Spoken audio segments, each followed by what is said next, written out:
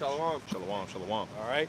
Hey, first and foremost, we want to turn to the east and give our honor, praise, and infinite glory to our power. Yahweh Bahashem, Yahweh Shai, Bahashem, Rakakwadash. Double honor to the apostles and elders of Great Millstone that rule well.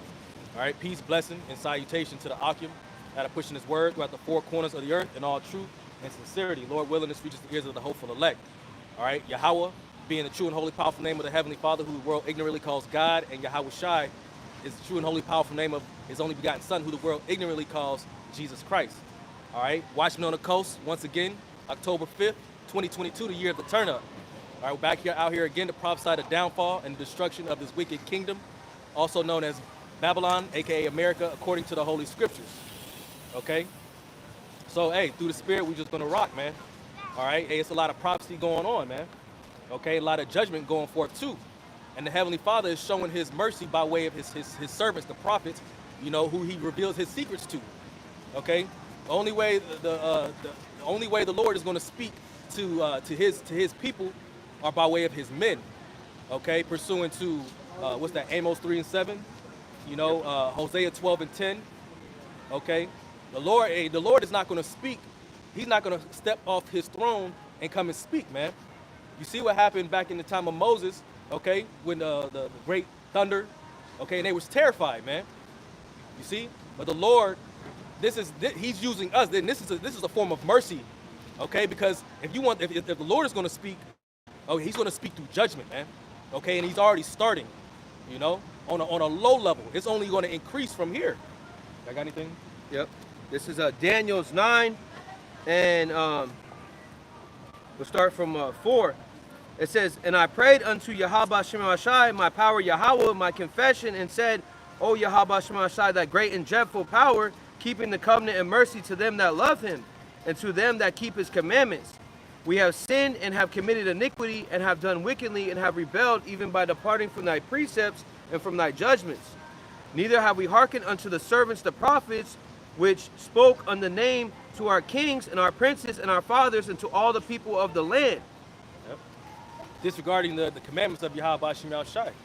You see? So and through the Spirit, we're all bearing that indignation, you know, as of now. Okay?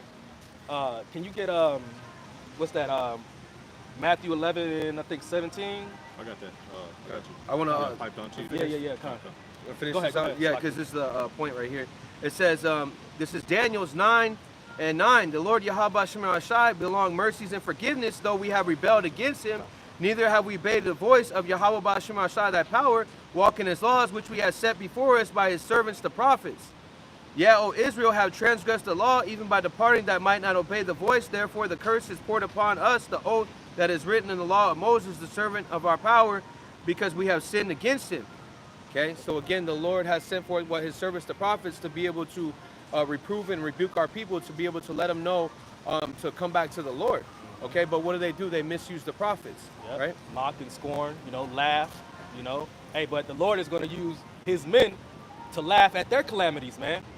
You know, the Lord is going to be laughing at himself, but hey, through the Spirit, when all hell is breaking loose, okay, the men who are laboring for the glory and for the kingdom of Yahweh Shema Shai, man, he's going to use us, Lord willing, to be of those men, laughing at them, man, laughing at their calamities, you know. But we're out here week in and week out. We're out here, you know, giving diligence to make our calling an election sure. We out here for the elect's sake, okay? I got something for you. This is Proverbs 1 and 21. She cried in the chief place of the concourse, and the openings of the gate in the city. She uttereth her words, saying, how long, you simple ones, will you love simplicity, and scorners delight in their scorning? Fools hate knowledge. Turn you at my reproof. Behold, I will pour out my spirit unto you. I will make known my words unto you. Because have you called and you refused, I stretched out my hand and no man regard. But you have set at naught my counsel, and I would none of my reproof. And I will also laugh at your calamity. I will mock when your fear cometh. When your fear cometh as a desolation, as your destruct cometh as the whirlwind, when distress and anguish come upon you. Yeah, that's like if you could put it in imagery form, okay, you hanging off of a cliff, and the Lord is literally extending his hand out to you, and you smacking his hand away from him, man, from you. You know, so it's like you have a death wish, man. It's like you wanna die, man. You wanna die a gruesome, you know, harmful death, man. You see? All because of you don't want to adhere to the words of Yahweh Shema Shai, you know, which were sent, sent through the prophets. I got that for you. This is Zechariah 7. I'm gonna go 8 down to 12, and I got that Matthew 11 on deck for you. And this is Zechariah 7 and 8, and it reads, "In the word of Yahweh Bashim Yahshai came unto Zechariah, saying, Thus speaketh the Lord Yahweh Bashim Yahshai of hosts, execute true judgment, and show mercy and compassion every man to his brother." And that's what we do through teaching the scriptures. You know, teaching you who you are. You know, prophesying against Mount Seir. You know that through that it's uniting all 12 tribes. You know, you so-called Negroes, Latinos, Native Americans, West Indians, and you so-called Haitians. This is because we're the ones who are oppressed in this place. You know, we're the ones who actually need salvation. All these other nations, they're riding high off the hog, man. This is Zechariah 7 and 9, and it reads, Thus speaketh the Lord of hosts, saying, execute true judgment, and show mercy and compassion every man to his brother, and oppress not the widow, nor the fatherless, the stranger, nor the poor. All code talk for the Israelites. And let none of you imagine evil against his brother in your heart. But they refused to hearken. Zechariah 7 and 11, the point. But they refused to hearken, and pulled away the shoulder, and stopped their ears that they should not hear.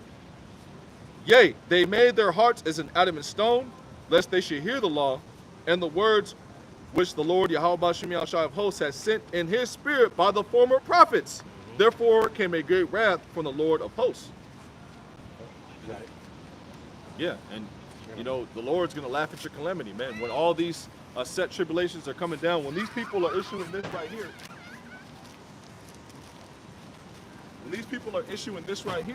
you know, there's not going to be any laughing in that day, man, because you're not going to have any protection from Esau Edom when he's looking to mandate this, man.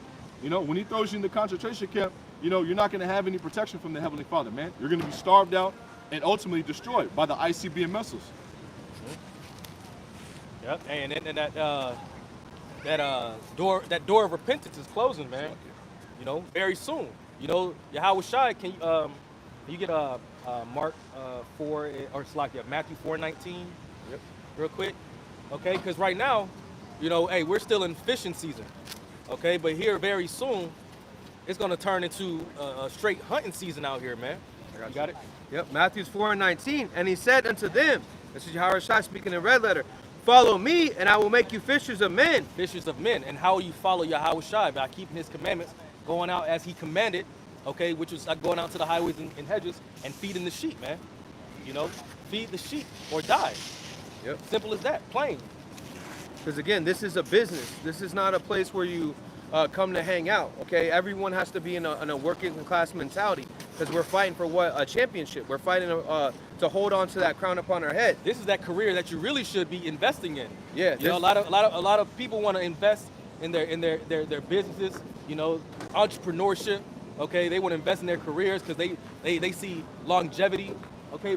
Not knowing that all this is going to crumble and come to naught very soon, which is why you need to invest more so in this career, which is doing the will and the duties of duties and responsibilities of Yahweh Hashem Yahushai. That's right. Proverbs 11:4 says, riches profit you not in day in the wrath. Okay, and also says in Matthew 6, you know, stack up your treasures in heaven, where dirt and moth and can't get to it. So basically, Esau Edom can't get to it, because what we're about to see, your phone's going on. What we're about to see is where these bank accounts are starting to freeze. Okay, you had over there in England, you had over there in India. Okay, you had over there in what's that say? England, India, and over there in China. There's another country, Slocky brother, that there was a massive blackout. I don't know if you've seen it. It was like in the last 24 to 48 hours. One of them countries over there in the Middle East, like Pakistan, Uzbekistan. One of them, it stands, I believe. Okay. You know, one of them towhead countries, man. You know what I'm saying? There was a massive blackout, a massive shutdown of the power grid. You know, and so that's soon to come to Babylon the Great. You know what I'm saying? Yeah, so when you go to check your riches, your so-called dough that you got in your bank, I got 20,000, whatever your amount it be, guess what? They're going to freeze that. And then they're going to come out with that universal basic income. And what the brother just brought out, the picture of what the charagma, that mark, Okay, that's seat to the hip. And they already have the universal basic income in a lot of major cities. Also Chicago, San Diego. You just passed that in the article this morning. I shared it in the community tab. Yep. A lot of major cities are already issuing San Francisco. universal basic income. You know, and that's a trap and a snare to snare people into, depending on the broken reed. And ultimately, you want to keep on getting this money. Well, guess what? You got to put this in your body. That Isaiah 30. Yep. Yeah. Because again, that goes into the stimulus. Okay, which means what? To stimulate your mind, so they can be able to ultimately crash the dollar. Because this is all about them crashing the paper dollar, bringing in their great reset. Okay, and also at the same time on the right hand side, the Lord's resetting the world. Okay, this kingdom is being translated to Yasha Allah. Yeah, okay, princess of the power. The real great reset is the kingdom of heaven. Yeah, good. You know, is our kingdom, man. Yep. You know what I'm saying? That's the real great reset. Yep. And it all starts by putting in that work. Okay, so like for instance, you know, we always bring out sports. Okay, so you're that one person that don't put in the work. You don't want to, you know, you don't want to run that extra mile or whatever that it may take. Okay, so then you show up, you're sluggish. Okay, so then that whole spirit rubs off on everybody, and we want everybody should be on point, on all cylinders. Okay, and that's the point that Yahweh Shai was bringing to the disciples by telling them, be fishers of men. You know, follow me, and you know, love not your life to death. That's okay. It's like, if I may, that's like that movie, the Drumline, where one Yeah, band, one sound, or one sound, one, you know, it's like, you know, something along those lines. Yep. You know, because one person goes off on a tune or a note, and it throw the whole music off, man. Yep. You know? And that goes into 1 Corinthians 1 and 10. We should all be on the same accord. Because you have brothers around the four corners of the earth, right, speaking the same thing. They're coming back to the Paleo Hebrew. That goes back into the name. They're not calling on Most High Christ blessed. They're not calling on Yahweh. They're not calling on Yahshua. Those are not the names. Okay, the Lord has given us the names through our elders. That is our heritage and passed down. This is a spiritual thing. Okay, we're not built. This is not a carnal thing. This is not Esau. Okay, Esau comes with that name Christ. Okay, comes with that's not, you're not going to be persecuted because you say Christ. You know, no one even cares, because you could do whatever you want. But in this truth, you have to be in alignment. You have to be in the order. And the order is what if you you know, put down that plow as far as doing the work, doing the epistles, okay, putting on the work, then that should be what daily it should be on your mind to do the work. Now the apostles set a standard as far as 3 a week, but again, going into, you should be occupied on psalms and hymns and reading, you know, and conversating with brothers. You know, I know personally, when I was in the world, I didn't, you know, I kind of just did my own thing. But again, you have to come outside your comfort zone, like Pastor Rakad said, and accept, you know, order, accept reproof, and ultimately changing your whole mindset. Okay, and that goes into, you know, sacrificing your body as the elect. Okay, putting on as the elect, better yet. The Lord is fine-tuning us for rulership, and that comes with the sacrifice of, you know, what we're doing in this world, the sacrifice of our old mind state, and putting that off and putting on what they call the immortal mindset, the mindset of Eternity. The divine. There's a brother that actually did a lesson on it. It's like, brother, it slipped my mind. Immortality, because that's the mindset you should have. The divine nature. Yep, The divine nature, and the divine nature is a nature of a king. Yep. You know, that's what he's grooming us for, rulership, man. Yep. You know, and being a king, being a ruler, you can't be weak-minded. You know, Yep. you can't be weak. You know, you can't be docile. You can't be stagnant. You know, because when you allow that to happen, you allow the enemy to run up on you, man. You know, so on and so forth. That's why it says Peter 5 and 8. Yep. Also Ephesians 5:15, be ye yet circumspect. And then also 1 Peter 5 and 8, your adversary the devil is like a roaring lion, seeking whom he may devour. He's waiting for that apostle, Elder Yashawamba said that nigga moment, Yep. waiting for you to slip up. That's why they say you don't have to get ready if you stay ready. Yep. You know, stay in the spirit. You know. And that goes into putting in the work and edifying, because the Lord's going to put that covering over you. Like the brother said, you know, divinely inspired? The divine nature. Divine nature. Yep. Okay, so divine goes into what? From Yahweh Shai. How about that breath of life?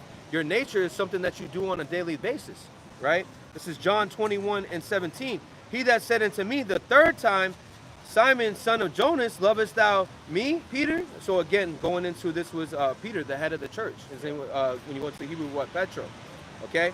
Which means a rock, okay? So the Lord set what that foundation, which was, it says, Peter was grieved because he had said unto him the third time, lovest thou me? And said unto him, Yahweh Shai, thou knowest all things. So again, Yahweh Shai knows their everyone's thoughts, okay?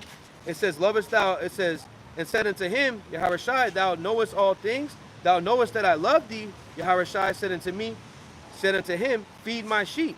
So that's what we're supposed to be doing out here on the highways and the byways, being that spectacle, okay, putting on as the elect. This is what Yahushua was doing. This is what the disciples were doing. Okay, this is what we were, if we're those men, then what we were doing in our past life. If I may, real quick, I did a lesson on, feeding the sheep. And if you actually look it up, sheep eat like 7 times a day, man.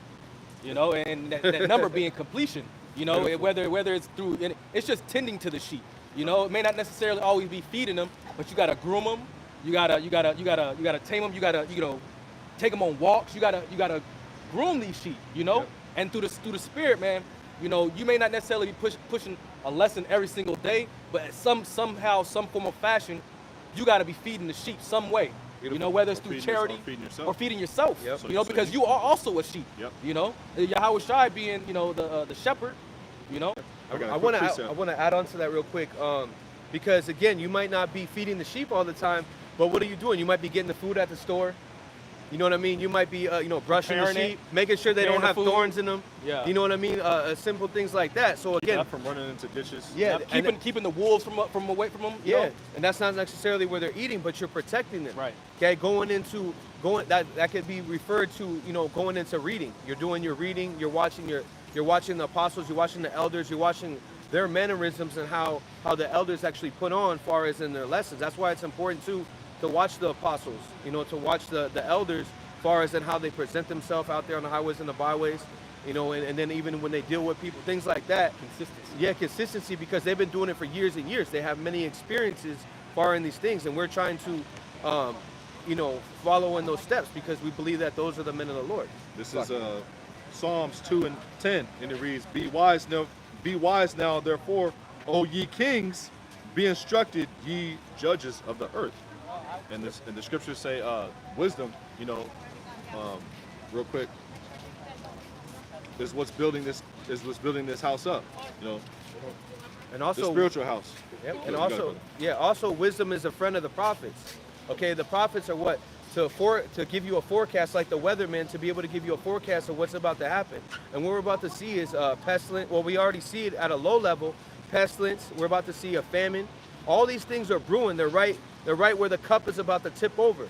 Okay, where it's about to tip over on all the people. And the only one that's going to have that shield of protection, that white cloak, are the men of the Lord. And we're praying that we're of that number by being out here. You know what I mean? This is Wisdom of Solomon 6:20, and it reads, Therefore the desire of wisdom bringeth to a kingdom. If your delight be then in thrones and scepters, O ye kings of the people, honor wisdom that ye may reign forevermore. This is Wisdom of Solomon 6:1. Hear ye therefore, O ye kings, and understand, learn, ye that be judges of the ends of the earth. And that's what the Heavenly Father is grooming us to be. Judges of the ends of the earth and beyond, man. I'll back you up real quick. This is Deuteronomy 17:18. Yep. Judges and officers shall make thee in all thy gates, which the Lord thy power giveth thee throughout thy tribes, and they shall judge the people with just judgment. Yep. Just to back the brother up on that. Yep. Yeah, because the Lord's raising up judges. Okay, because again, Jeremiah 1:10 says he set us over the nations what far as in wisdom. Okay, wisdom over this world, because again, we're able to have that 7 operational skill of being able to, you have 5 senses, right? And the 6 is what to be able to speak, and also what to be able to interpret what's going on, to be able to filter that cognition, to be able to give to what the people. Discernment. Yeah, discernment. To be able to, you see something on the news, you filter through the scriptures, you give the sheep warning, okay, about what's about to happen, especially with that charagma, okay? Huh. And that natural, the natural man can't receive what the spiritual man can. Hey, you want to get one of those articles real quick? We'll go into some of the news. Just since we're talking about it, let's go through some of that news. Yep. All current news that I dropped in the group chat, the last 5 articles. We'll just read the header and go through the spirit, whatever comes to mind, whatever precepts come to mind. Real quick, this is Isaiah 1:25. It says, Isaiah 1:25, I will turn my hand upon thee, purely purge away the dross, and take away all thy sin. I will restore the judges as first, and my counsels as is the beginning, and afterwards shall be called the city of righteousness, the faithful city. So again, that goes into the, us being purified like gold tried in the fire, to be able to be ready for rulership, okay? Going into judgment. That's why the Lord, brought forth Esau, Edom, the white man. Okay, so we can be able to learn, good and evil. Okay, good and evil, far as the tree of life, right? So we can be able to be spiritually judges of, righteousness and wickedness, right? Can you read that one more time, brother? Oh yeah. So it says Isaiah 1 and just 26. Yep. It said, I will restore the judges at the first. Yep. Going into 1 Corinthians 15:23, the first church, right? It says, I will restore the judges at the first, and their counselors as the beginning. Afterward, thou shalt be called the city of righteousness, the faithful city. This is Psalms 122. This is a Psalm of David, and it reads, just to back you up on that precept, because you could pair these together. This is Psalms 122 and 3 down to 5. Jerusalem is built as a city that is compact together. Jerusalem, Slaka, is a city that is a city. Slaka, Jerusalem is built as a city that is compact together. Psalms 122 and 3. Whether the tribes go up, the tribes of the Lord, unto the testimony of Israel, to give thanks unto the name of the Lord Yahweh Ba'Shem Yahshai. This is the point. This is Psalms 122 and 5. For there are set thrones of judgment, the thrones of the house of David. And that's what we're striving for. Those set thrones of judgment. Yeah, the tabernacle of David is being built up as what the days of old. Amos 9 and 11, where it speaks about that. Because again, the tabernacle of David wasn't no soft people. Okay, they weren't soft. Okay, they were straight warriors, and the men of the Slakia and Yahweh Shema Shai was supping with them. That's how they were able to defeat many enemies. Defeat Goliath, and that's what we're basically fighting right now is a Goliath. Because no one believes that the men on the street corner is actually going to have spiritual powers. We're fighting these demons. They have what? They have they have all the money. They have the fatness of the earth.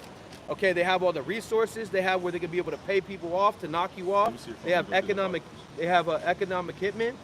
Okay, they have all the power. They have that great sword. Real quick, 1 Corinthians. I can get it right here.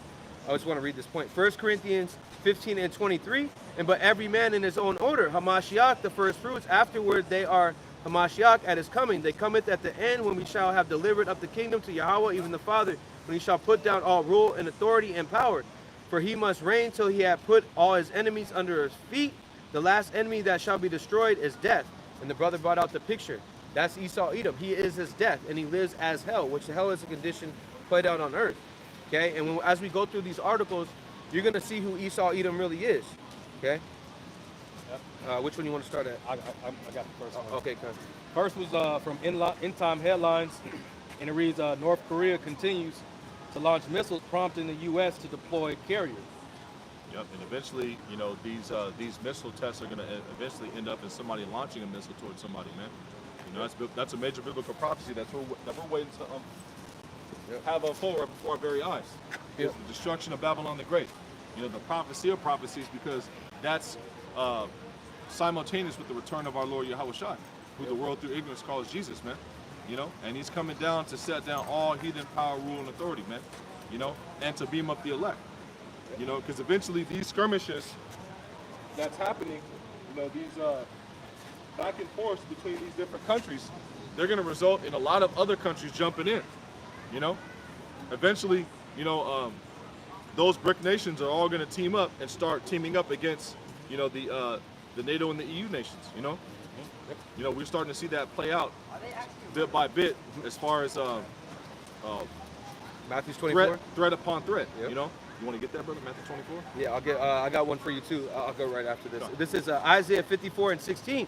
Behold, I have created the smith that bloweth the coals of fire, and bringeth forth the instrument for his work. I have created the waster to destroy.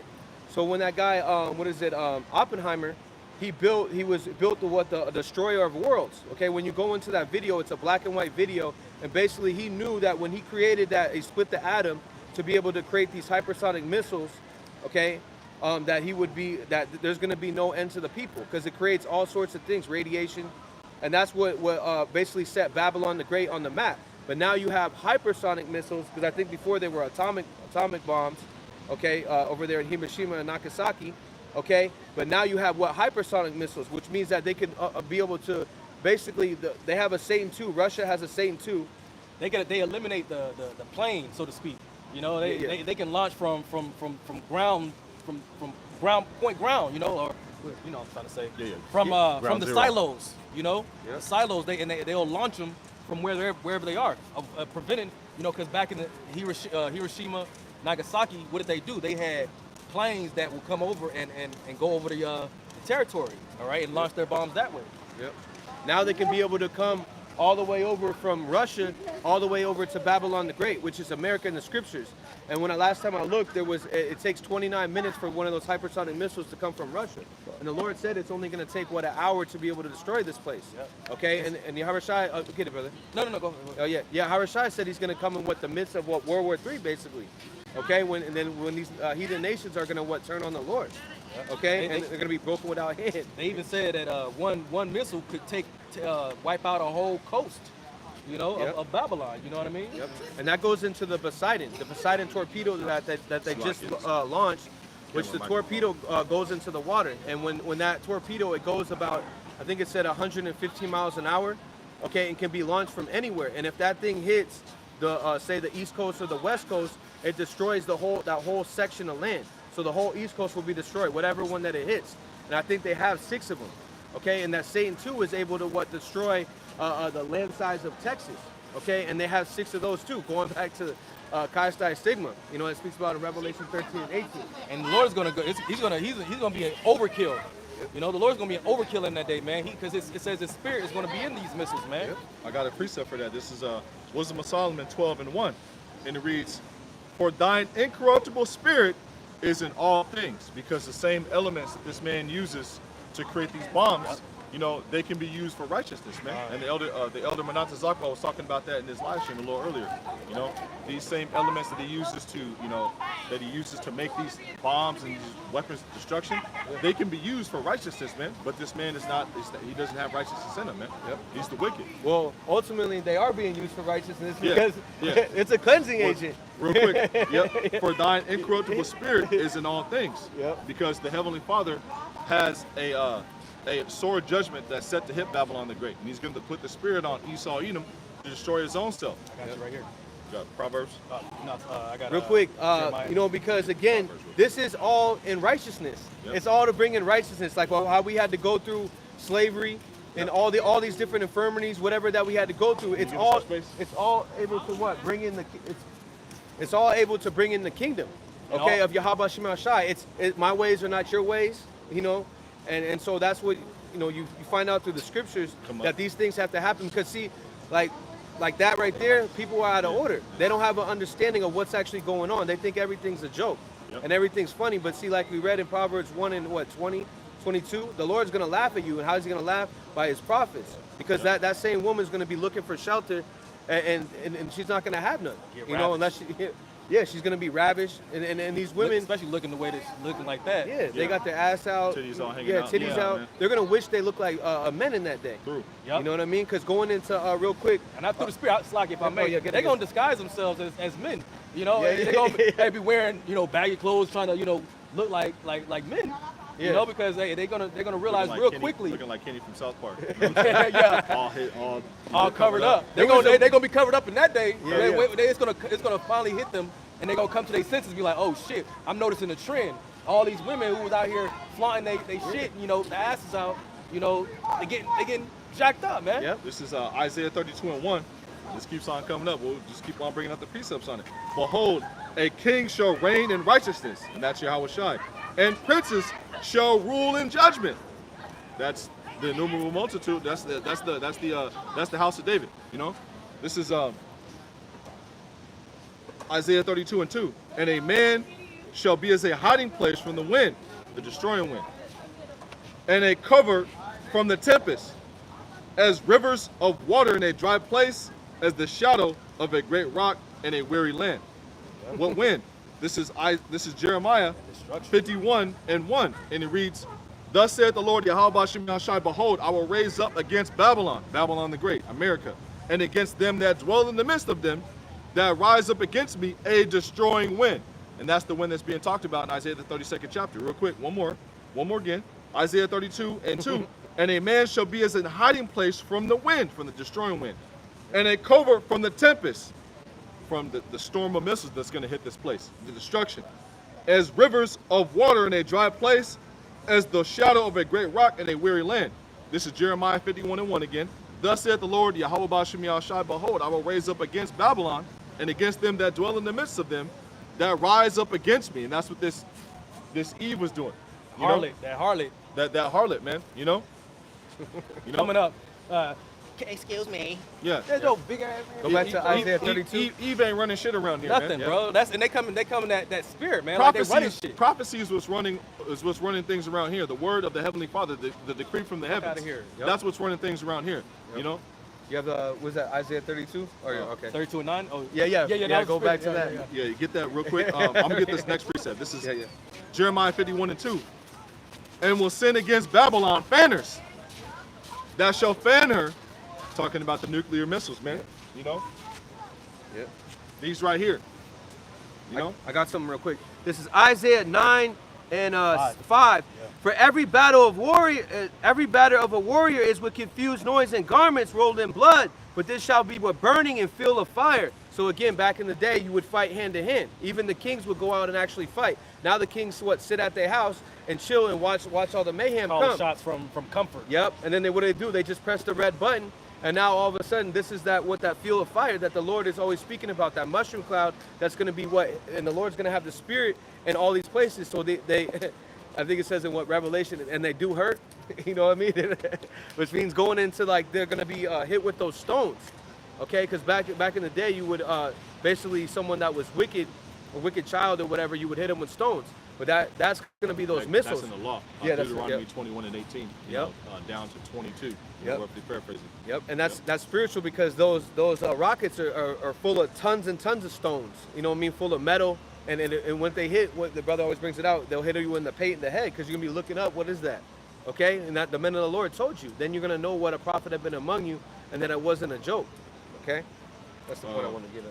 You mentioned the destruction. I'm gonna finish this. You want to get to Isaiah 13 and 17 down to 19, Baba Kasha? Yep. Because it talks about Egypt shall be destroyed as Sodom and Gomorrah. Yep. Because this place is known as Babylon and it's known as Egypt.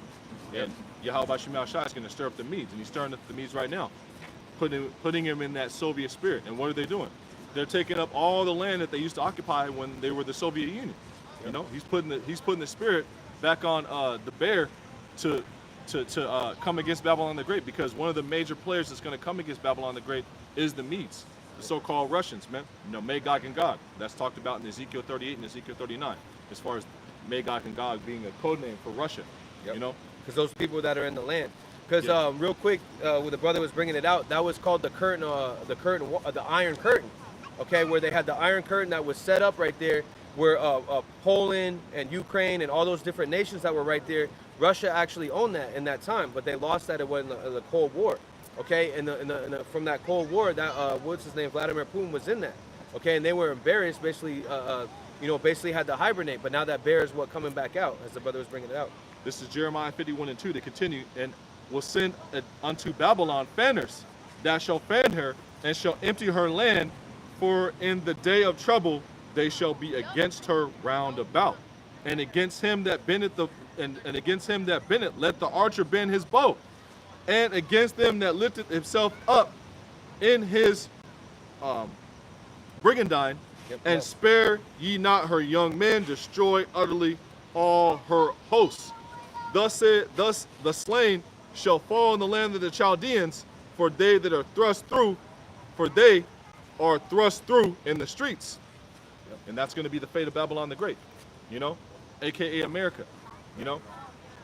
And the Chaldeans are those monthly prognosticators, the ones that are bringing out the enchantments, the Druids, over there, over there in Hollowwood. Yeah, they were the sorcerers in the ancient world, in ancient Babylon, and you have the Chaldeans back at it all over again in the form of Esau, Edom, and his scientists. You know, his positions are no value. His monthly prognosticators, their media, which goes back to medium, which goes back to witchcraft. And witchcraft is ancient too, Yeah. man. Yep. And that same spirit is coming back today in a different form. And then also sorcery goes back to pharmakia. Yep. Okay, which goes back to the thing that they did a couple years ago. Which goes back to poison, man. Yep. You know, one of the definitions of that word in Revelation 18 and 23, where That's it what I was says thinking of, sorceries, is that definition is pharmakia, which goes back to idolatry, sorceries, and then one of the words is poison, which they've been giving people, man. You know, look at the numbers of mysterious deaths that have happened in the past 2.5 years. Especially with these athletes. Yeah, look at they're in their prime. Yeah, in their prime. Soccer athletes, and I was talking about this with the person, I may have mentioned this in the last camp. Soccer athletes, which are the top tier athletes in the world. You know, these niggas, all they do is run up and down the field and kick the ball and run 10, 20 miles a game. Yeah. But they're dropping like flies. Why? It's no coincidence. Yep. Yeah. Which goes back to the Caduceus, which goes back to what you know, the Greek gods, goes back to the idol worship. Okay, because when you look at an ambulance, I just saw a guy. It was yesterday, and I came out the taco shop, and then I bought something that was like $14.44. So I was like, hey, call Allah y'all about Shema Shai, right? And then, but then when the guy was walking, he had a jacket on and it had the Caduceus. No, it had the stick with the snake wrapped around it. I'm like, Lord, show me balance. Yeah, show me. Like I got you, but everywhere around you is nothing but the devil, right? And so and so going into that goes into, they have it on the ambulance. You know what I mean? Which goes back to the things that they actually give you. It goes back to Asclepius, you know. Asclepius, yep. And then also I think Hermes. Okay, because again, they every time they come into power. That's also on the World Health Organization logo. Yeah, beautiful. Yeah, we were always bringing that up. It's on the paramedics. Yep. It's the symbol of the medical field. And it's really mockery of what Moses did for the Israelites. Yep. You know, when the serpents were, pretty much biting them, killing them off, and he had the serpent on the staff, and then, if anybody looked into it, they were to be healed. Yep. And that's what it is. It's just mockery. Moses lifted up the serpent in the wilderness. Yeah, Numbers 21st chapter. Yep. Well, just like they did with the rainbow. And that's what they do.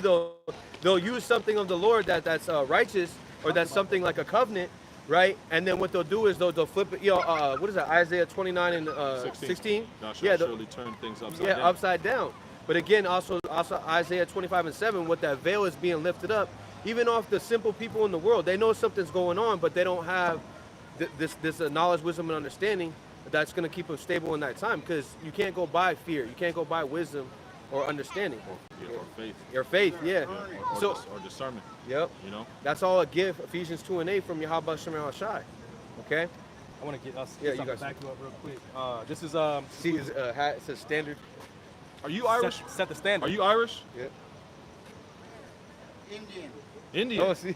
I knew he was a Jake. I knew he was a Jake. He got to be a Jake. Yeah, because there's this guy that always comes and listens to us when we're out here on the highways and byways. Yep. On your mom's or dad's side? My dad's side. What tribe? Cherokee. Cherokee? Yep. See, he's a Cherokee. Jake. All that time. Yeah. People of the peace. Yeah. That's Well, right. that would be the soul. That would be the soul. He always does that. Though. That would be the so-called tribe of Gad. Yep. The children of Israel. You're Sicilian too? Well, that's, Hey, that's the spirit, bro. Yeah, yep. That's Jake. That's Jake. Hey, every time we out here, Yeah. It's all good. But there's a reason why he comes and listens to us every time. Asshole runs my damn foot over and breaks my foot. See, he catching hell. Hey, you gotta stop going. You gotta stop going. You gotta stop going Join to the that- club. You gotta stop going to that hospital, bro. Oh, yeah, and Oh yeah, and we were just talking about the hospital. Stop trusting. I'll be back. Stop trusting the damn devil, man. Yep. this is Take care of yourself, bro. Yep. Yeah, that guy, he always comes up, and pretty much every time he just stops and he listens. One time he threw up the vehicle pipes. He doesn't know, but Yeah, he doesn't know. and he looked like a so-called Like Edomite, when- but we yeah. test the When spirit. I'm out here you by know? myself, late night, he'll come up and like stop and like listen. Last time I was out here by myself, he sat there. I was all the way down there. It was after the Samoan festival, and he sat and listened. He was telling me the reason why his eyes are jacked up. He went out there to the physicians of no value, and they told him that we're gonna have to work on your eye. Now I told him, hey, I was telling him stop going down to them physicians, man, because in the medical field they have what's called a hypocritical oath. In the hypocritical oath, they basically pledge allegiance to the gods of the Greeks and the Romans, and to use those methods of healing in the form of, even if they know a holistic, the water brother, a holistic method, they can't use it. They have to use the method that they have on deck in the form of making money. It's all about making money. It's not about healing. That's why they have a division or branch called the Center of Disease Control. It's not the Center of Disease Eradication Or prevention. Yeah. You know, or destruction. Center. Right. It should be the Center of Disease Destruction. Yeah. If they were actually righteous rulers. But what does he want to do? He wants to control the diseases, so he has a monopoly in the cash cow. You know, Fear-mongering. there's no actual profit in healing people, but there's profit in treating people, because you can treat those people and give them enough just so they can walk by and live their miserable lives and keep on coming back. They the ultimate legal dope man. drug They're dealer. the dope man. Yeah, for real. Yeah, they Yeah, the dope because man, once man. you give them that, whatever the work is, then they keep coming back. You know, that's why you have double ups. That's what they call them. That's why they call them pharmacists. Yep. Going back to pharmakia, going back to Yep. sorcery, going back to witchcraft. And that actually goes back to what Adam Weishaupt, which is on the back of your dollar bill, May 1st, 1776, when the Rothschilds paid Adam Weishaupt to be able to formulate the abolition, abolition, I think it is, right, of basically taking away the religion, okay, taking away, you know, again, the holistics that the brothers brought out, the herbs. Abolition means doing away with it. Yeah, okay, beautiful. That's why they had abolitionists in slavery. who Yeah, were okay, like, kind of. you know, they were like, you know, antagonists of slavery. You know what I'm saying? Yeah, we need to do away Yeah, with yeah. it. So you Yeah, okay, I just want to make sure I'm Yeah, correct it's all on that. good, Yeah, brother. because we already had the. It's all good. Yeah, I want to make sure because when I read it today, and just I want to make sure I say the word correctly. You know, so yeah, abolition. So of Pretty them. sure you do the same thing. For Yeah, me, yeah. I got you. You know what I mean? We want to be sharp as that, you know, sharp sword. So, but again, going into the Adam Weishaupt, what he wrote, and basically what he wrote is to be able to control the religion, because he knew our people were religious people. But again, what did he do? He gave us a white Jesus. Okay, give us Serapis Christi, you know, Caesar Borgia. He gave us those things that you see right there.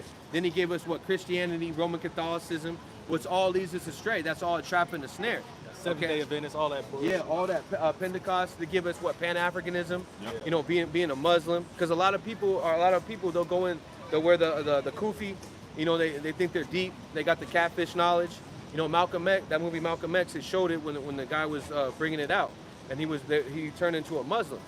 Okay, so again, those are the things that they, and that was again, and then you have that was all a ploy to tie you back to Hamites. Man. Yep. You know. Yep, so That's not why who they you put are. African American studies, you know, so on and so forth in the schools, and they made sure it was in every single school.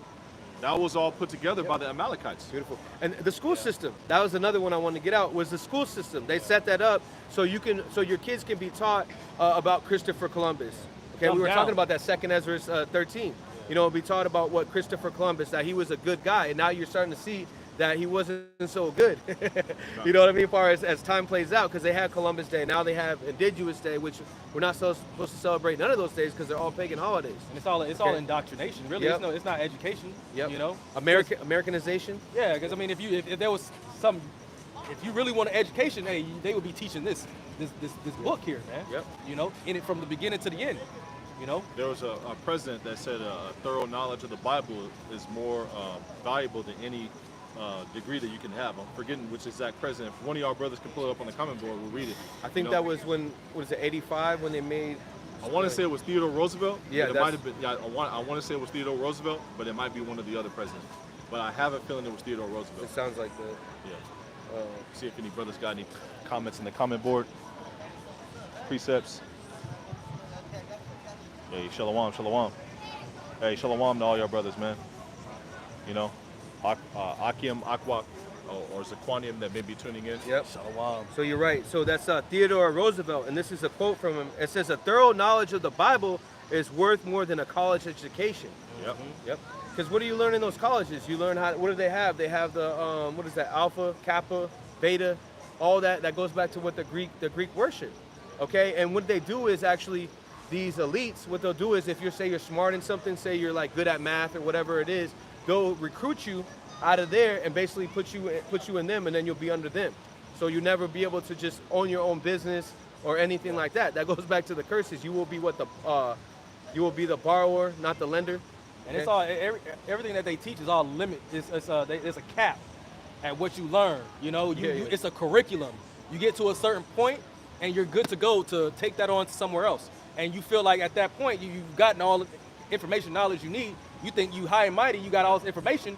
You don't need no other teachings or learnings. But Whereas what- with the scriptures, What is useless information? I got a yeah, precept on that. it's limitless. You know, you constantly grow. Yep. You know, it talks about that in what's that, Sirach, the 24th chapter. Like this truth is like it's like a growing water. Yeah, yeah. You know. A brook to a river to a Yeah, water. yeah. Yeah, This because John 7:38, you know, if he that believeth in me shall flow rivers of living water, and the Apostle Dahar always brings that out. It goes into gushing out. You're going to be constantly overflowing with this wisdom if you're involved in it. Okay, the more and more you're involved in it, that's why it speaks about in Revelation 1. You know, study that show thyself improve. Okay, because the more that you get again into it, the more the Lord is supping with you. Okay. This is 1 Corinthians 2:14, right to the point. But the natural man receiveth not the things of the Spirit of Yahweh Ba'ashem Yahshai, for they are foolishness unto him, neither can he know them, for they are spiritually discerned. Yep. You know, the wisdom of this world is foolishness to Yahweh Ba'ashem Yahshai, man. And, Yep. and the wisdom of Yahweh Ba'ashem Yahshai is foolishness to the natural man. Beautiful. That's why your family can't get it. That's why your favorite cousin that you grew up with smoking blunts, you know, and trapping with back in the day can't get it. You know, that's why your favorite, that's why if you got multiple baby mamas, your favorite baby mama that gives you the less hell, she can't get it, man. You know? Yo, that's funny because I was speaking on a lesson like when the Lord draws you into the ministry, you're like, yeah, you're Israelite, You know, you go to the block, yeah, he's an Israelite. You know, everybody, that Oprah spirit. Yeah, you're you get a Israelite. car, Yeah, you yeah, get a yeah. TV. I You know what you're talking about. know, You want to tell everybody because Yep. the scriptures say you want to let your light shine before men. But then what happens? That's when the real test starts to begin. Yeah. The Because Lord- you're going to get offended, even coming into this thing. You may want to tell your favorite cousin. He tells you you're crazy. You need to stop going out there with them damn dresses on, man. You Yep. know, Yeah. or you may have a woman and she may leave you. Yep. You may have your boss see you at the camp, and then he brings you into the office, and all of a sudden you ain't got no job no more. You know, those things are going to be set before you to test you. Do you really believe in this thing? You really about this? You know, It's, are you still down? You know, Yeah. are you still gonna be down for this thing, man? it speaks about that in Matthew. You know, you might lose your father, mother, children, but are you going to do it for my sake? Because the Lord is a jealous power, and you have to bear that cross. Because ultimately, basically, whatever that you love the most is probably going to be gone. That's just how that's what I've learned from my experience. Yep. Or whatever that you thought was important in his life, now it's gone. The really Lord's ain't like, important. yeah, it never was important. The Lord's showing you that it's not important through the understanding, through what the enduring hardness like a good soldier, okay, and going through as I brought out earlier, the purifying of the gold tried in the fire. This is 1 Corinthians 1:25. Yep. Because foolishness of Yahweh is wiser than men, and weakness of Yahweh is stronger than men. For you are the calling, brethren, how that not many wise men after the flesh, not many mighty men, not many noble are called.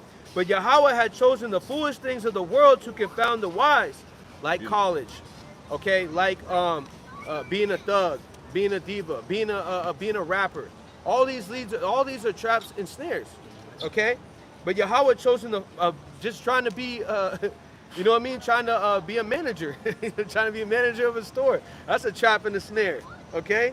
You know, 1 Corinthians 1:27, but Yahweh had chosen the foolish things of the world to confound the wise, and Yahweh had chosen the weak things of the world to confound the things which are mighty. And the base things of the world and the things are despised had Yahweh chosen, the things which are not to bring to naught things are, that no flesh should glory in his presence. You said the base things of this world, right? Yep. And we're the base things of this world, you know, to the natural man, you know, but to Yahweh Ba'ashem Yahshai, we're those precious gems, man. You know, Yep. I was actually holding a little earlier, Malachi, I'll get that. I got that in that same chapter that you just read, you know, 2 Corinthians 2:10. Okay, that we got what the we got a treasure. You know what I mean? Hey, bring it out, brother. Yeah, bring it out. I'll get the matching precept that it's in the Old Testament to back that up. Okay, Cons. This is 2 Corinthians 2:10. For Yahweh have revealed unto. I'll get this one first. brother, Okay, bring if I it can. up. This Yep. is Isaiah Bring it up. 64:4, because it says, as is written. Yep. Where's it written? In the Old Testament, Isaiah 64:4. And it reads, for since the beginning of the world, men have not heard nor perceived by the ear, nor hath the eye seen, O Yahweh Ba'ashem Yahshai, beside thee, what he hath prepared for him that waiteth for him. The scripture says, here's the patience and the faith of the saints. Yep. You know? Beautiful.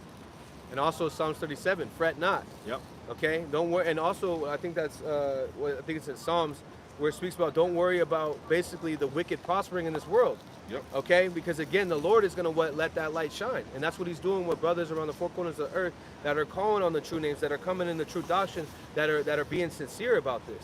Okay, He's letting that light shine. Whatever adversity that you catch, the Lord's still providing for you, whatever that it may be. You know, He's giving you that daily bread. It's the balance. Yeah, that balance. You Yeah. know, you may be catching hell, but He also gives you that sense of comfort. Gotta I get was it. looking in the Apocrypha and this. I was looking at this precept, just reading it.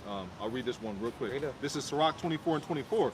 Faint not to be strong in the Lord, that He may confirm you. Cleave unto Him, for the Lord Almighty is God alone, and beside Him there is no other Savior.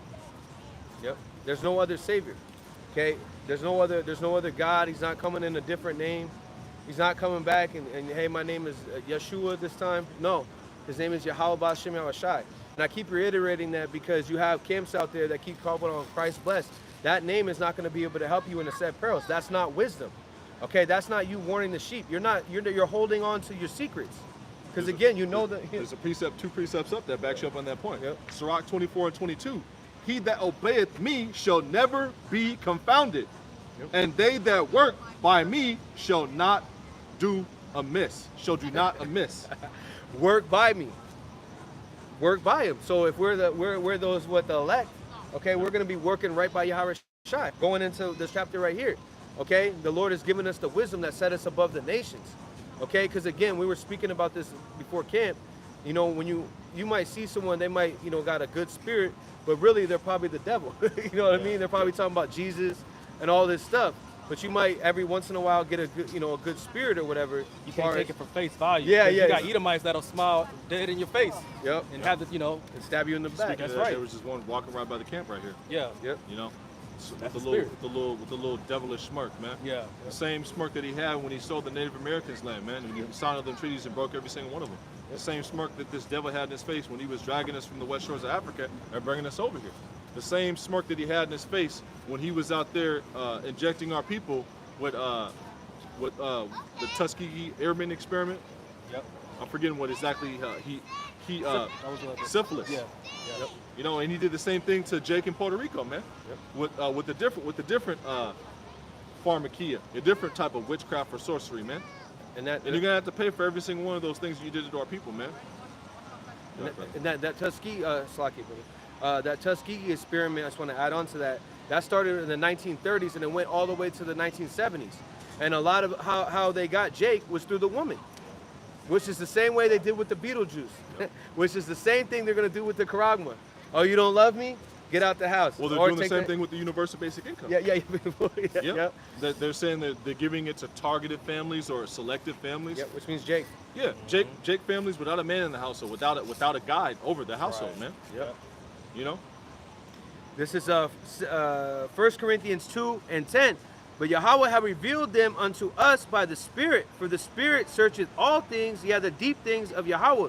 So again, the Spirit, okay, because this is not a cardinal thing, okay? You're not gonna. That's why it speaks about in Acts 7:48 that the Lord doesn't dwell in temples made with hands. This is a spiritual temple that's being built up. Real quick, You're First not going to Corinthians. be able to fringe law, statutes, and commandments your way into the Yep. kingdom, man. Yep. Right. It's ultimately through predestination and pre-selection. You know, you got to have works, you got to have faith, but ultimately it's from the foundation of the earth whether you were chosen or not. Yep. And Yahweh Shai set up the perfect honor system, because we don't know, but we got to endure to the end. That's a part of the contract. Yeah. It talks about those who made their vows unto the Lord, roughly paraphrasing, you got to pay your vows. Yep. You know, which basically is your duty. You know, you got to keep on enduring and chucking on to the end, man. And it goes into Ecclesiastes 9. It speaks about a chance. That's all we have. We have a chance. You have a chance, and that's all you need is saying it. there's a chance. Yeah, you see, yeah. What is that? Dumb and dumber. Yeah, no, yeah. So you're you're saying saying, there's a chance. yeah. So it's like, you know, there's a little bit of a chance, and that's out of 100, out of what, 9 billion that's people. That's that faith that's a grain of a mustard seed. Yeah, yeah, beautiful. Yeah. Matthew 17 and 20. If you have faith that's a grain of a mustard seed, you're going to move this mountain. Yep. And everybody thinks they were crazy for coming out saying that these guys are watching our videos, these guys are actually hurt. But what are they doing? They're doing exactly what we're telling them they're going to do, step by step, play by play. Yep. You know? Like I saw, if there was a football, this is a football game. I like these sports analogies. got their playbook. I'm telling you, you're going to run behind the left tackle, and then you're gonna try to truck my man, and then I'm gonna hit you, strip the ball, I'm gonna fumble, and I'm gonna run 100 yards, I'm gonna run 80 yards back for a touchdown, and then that happens in the next play. We've been watching they film, man. You know, in the form of we're telling them, okay, you're gonna push this charagma, you're gonna crash the economic system, your homies are gonna come against you, and then not only are your homies gonna come against you, you guys are gonna go out there to the valley of Yehoshaphat and fight over control over the New World Order, and you're all gonna be confounded and destroyed. Yep. You know? Yep. And every single Edomite's gonna go into slavery after that, man.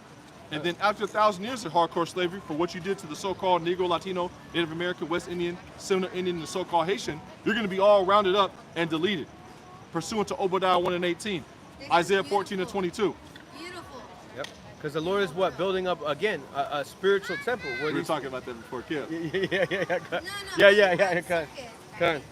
So I want to Yeah, get, take a break. because this Let's is all talk. this is Let's all through the go there, Spirit. let's talk. I wanna- This is I 1 wanna Corinthians hear 2 and 11. For We what could- man we knoweth could the listen, things that would of be- man? That would be grateful. For what man knoweth the things of a man, saveth the spirit of man which is in him. Even so, the things of Yahweh knoweth no man, but the spirit of Yahweh. Now we receive not the spirit of the world, so we didn't receive the spirit of the world. The spirit of the world would have started simple, okay? But the spirit of the world says that these women are not going to have shit. Yeah. Right? This is 1 Corinthians 2 and 12. Wow, man. Now we receive not the spirit of the world, but the spirit which is of Yahweh, that we might know the things are freely given to us of Yahweh. So again, this is that spiritual temple that's being built. Real quick, 1 Corinthians 3 and 16. It says, know ye not that you are the temple of Yahweh, and that the spirit of Yahweh dwelleth in you? If any man defile that temple, Yahweh shall destroy, for the temple of Yahweh is holy, which temple you are. So again, going into that spiritual temple, because the elect is what the body of Yahawashi, whatever that your calling may be. If you're a prophet, if you're a help, it speaks about that in Corinthians. Okay, whatever that your lot may be, the Lord has opened up your mind, not the spirit of the world, to love not the world or the things in it. Because what does this world give you? It gives you a woman that's out of order. It gives you a woman that takes your children from you. Okay. Yep. Get domestic violence. Yep. Domestic violence will give you alimony, give you child support. That's what this world gives you if you want to be a father in this world. You know, that's what this world give you. A woman that is all coming around, dyed hair, you know, got her ass hanging out. You She got got red another. hair, that She means got stop. she got another dude. She got 4 or 5 dudes. She got OnlyFans. That's what the world gives you. She got a dude to take care of every single one of her needs. You know, she Yeah. got a nail and hair dude, Yep. a dude for Netflix and chill, and free food. Then Netflix account. Then she got the next nigga that pays half her rent, and the other nigga that drives her that lets her use his car. Yep. You know, so on and so forth. Then you got that nigga. That just a nigga on the block. Yep. That shit that she pop and then He shows up at 3 o'clock in the morning after you leave. You know Yep, what I'm saying? yeah, after you leave for work, Yeah. and then you come home, and then now he gone, and then you're wondering why your steaks are gone and shit like that. Yep. Okay, this is the things that's what Sancho. this. Yes, Sancho. Yeah, Sancho. Yeah, because that's what happens. Yeah. Okay, that's just to be honest. You think you got a loyal woman? Okay, you better think twice. Okay. We don't really have our woman in this side, man. You know what I'm saying? Yep. They all We'll have our woman in the kingdom, in Yep. order in the kingdom, man.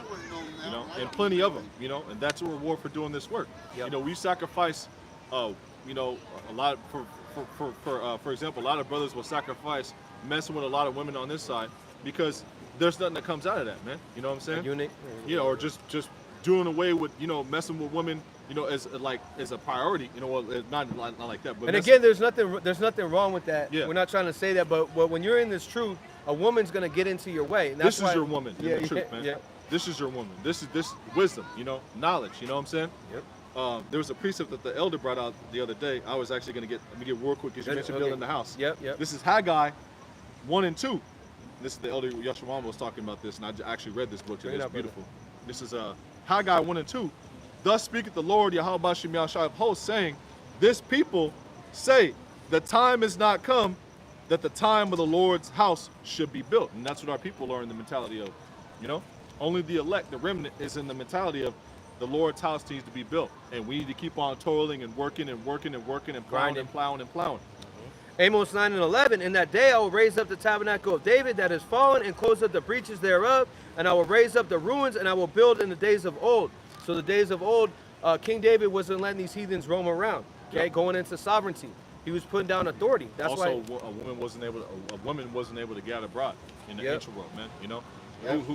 who gave her that mentality? The so-called white man, man. You know, and to correct my statement, you know, brothers will put off messing with women in the form of doing it the way we used to when we were in the world, because that's not the spirit that we need to be in. Yeah, you being know? adulterous. Yeah. You know what I mean? Sleeping with another man's wife. That was the way of the world. But when you come into this, this wise counsel, you have the understanding that that's wrong, and it leads to a lot of different things. Leads to disease. Yep. You know, Ultimately, death. Death. The wages of sin is death. What's that guy's name? Problem. The dude from the Atlanta rapper. Basically, he was over there fucking with another dude's. PNB. Also, well, no, not PNB. It was Problem from Atlanta. And basically, he was over there, popping this woman, and the dude came home and he fired off on her. Well, really, And then same he situation with the PNB situation. Oh, okay, There so was text messages going around that she was messaging her ex. Oh, and he okay, had his son pull up and shoot. Oh, the okay, rapper. Con. Yeah, And they got man. knocked too. Yeah. Yeah, they already got popped. That was Yeah, like man. 1 week. Yeah. And that wasn't wise. That wasn't wise for PNB Rock. I mean, just speaking in general, that's not an area of LA you need to be. There's a Roscoe's Chicken and Waffles in Hollywood. You're in the East Side, the trenches, like they say at the crib. That's code talk for LA. They say when you're at the crib, there's nothing good for you in the East Side, man. It was all For those set who up. know LA, you Yep. you don't go and hang out in the East Side and rock jewelry right in the middle of gangland. That's 4 or 5 sets that I know off the back that are in that area. But back to the scripture. Well, first of all, that's a meal ticket. Yeah. You're walking around a meal on your neck, and ultimately, even if you wipe them out, take them out, guess what? Now you're referred to as a legend, even if you go to prison.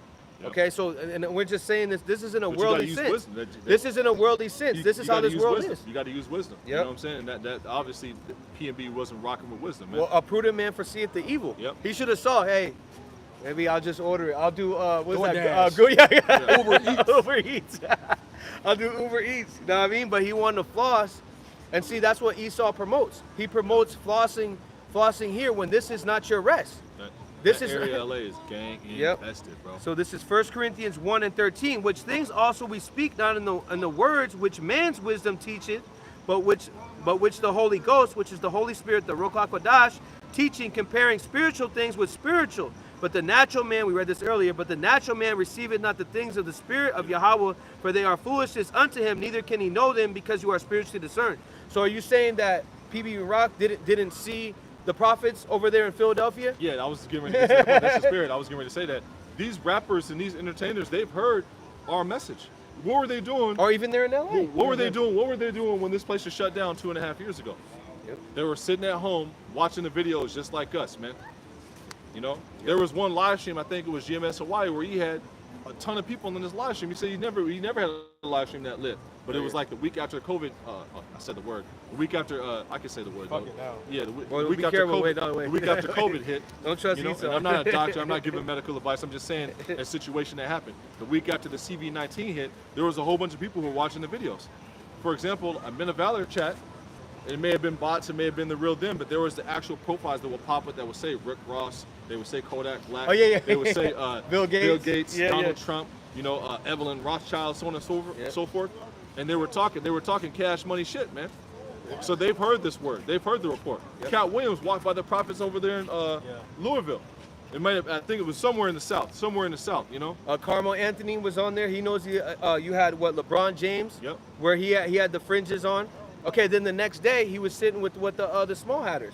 I got a precept for y'all. This is Proverbs 24:5. Huh. A wise man is strong, yea, a man of knowledge increaseth strength. For by wise counsel thou shalt make thy war, and in multitude of counselors there is safety. Yep. Verse 7, here's the point. Wisdom is too high for a fool. He openeth not his mouth in the gate. You see, just to back the brother up, what was that, 1 Corinthians, 2nd chapter? Yep. A natural man can't receive the things of spiritual things, man. Which really comes down to having wisdom. Yep. And knowing how to maneuver here in this society, man, in this world. Because again, real quick, that's right. Society is a pain in the ass. That's right. That's right. You right on point. All the poor people ran out of money. Yep. That work. But and also, what wisdom is too wise for a fool. Because see, the dude PNB Rock, what was he worshiping? Money. Yep. He was worshiping riches of this world. Okay, he was trusting in that he's from Philly, and he got it down locked pack. He was trusting his money. He was trusting in a bitch. Okay, you know, it tells you never trust no bitch. You want to get speaking to that point, you want to get First Ezra 4 and 26, 27. I want to get this real I quick. got the apocrypha right here. I'll get it. Psalms 14:1. The fool has said in his heart, there is no God. They are corrupt. They have done abominable works. There is none that doeth good. And it also goes into Luke 4, where Yahawashi was tempted by Satan. Okay, and what did he say? I'll give you the whole world. Going into what the riches of this world. It seemed like it was good driving a Lambo, wearing chains, smiling with your girlfriend, going to Roscoe's. It seemed like you're living in Siding on your own people. Yeah. Stunting on your own people.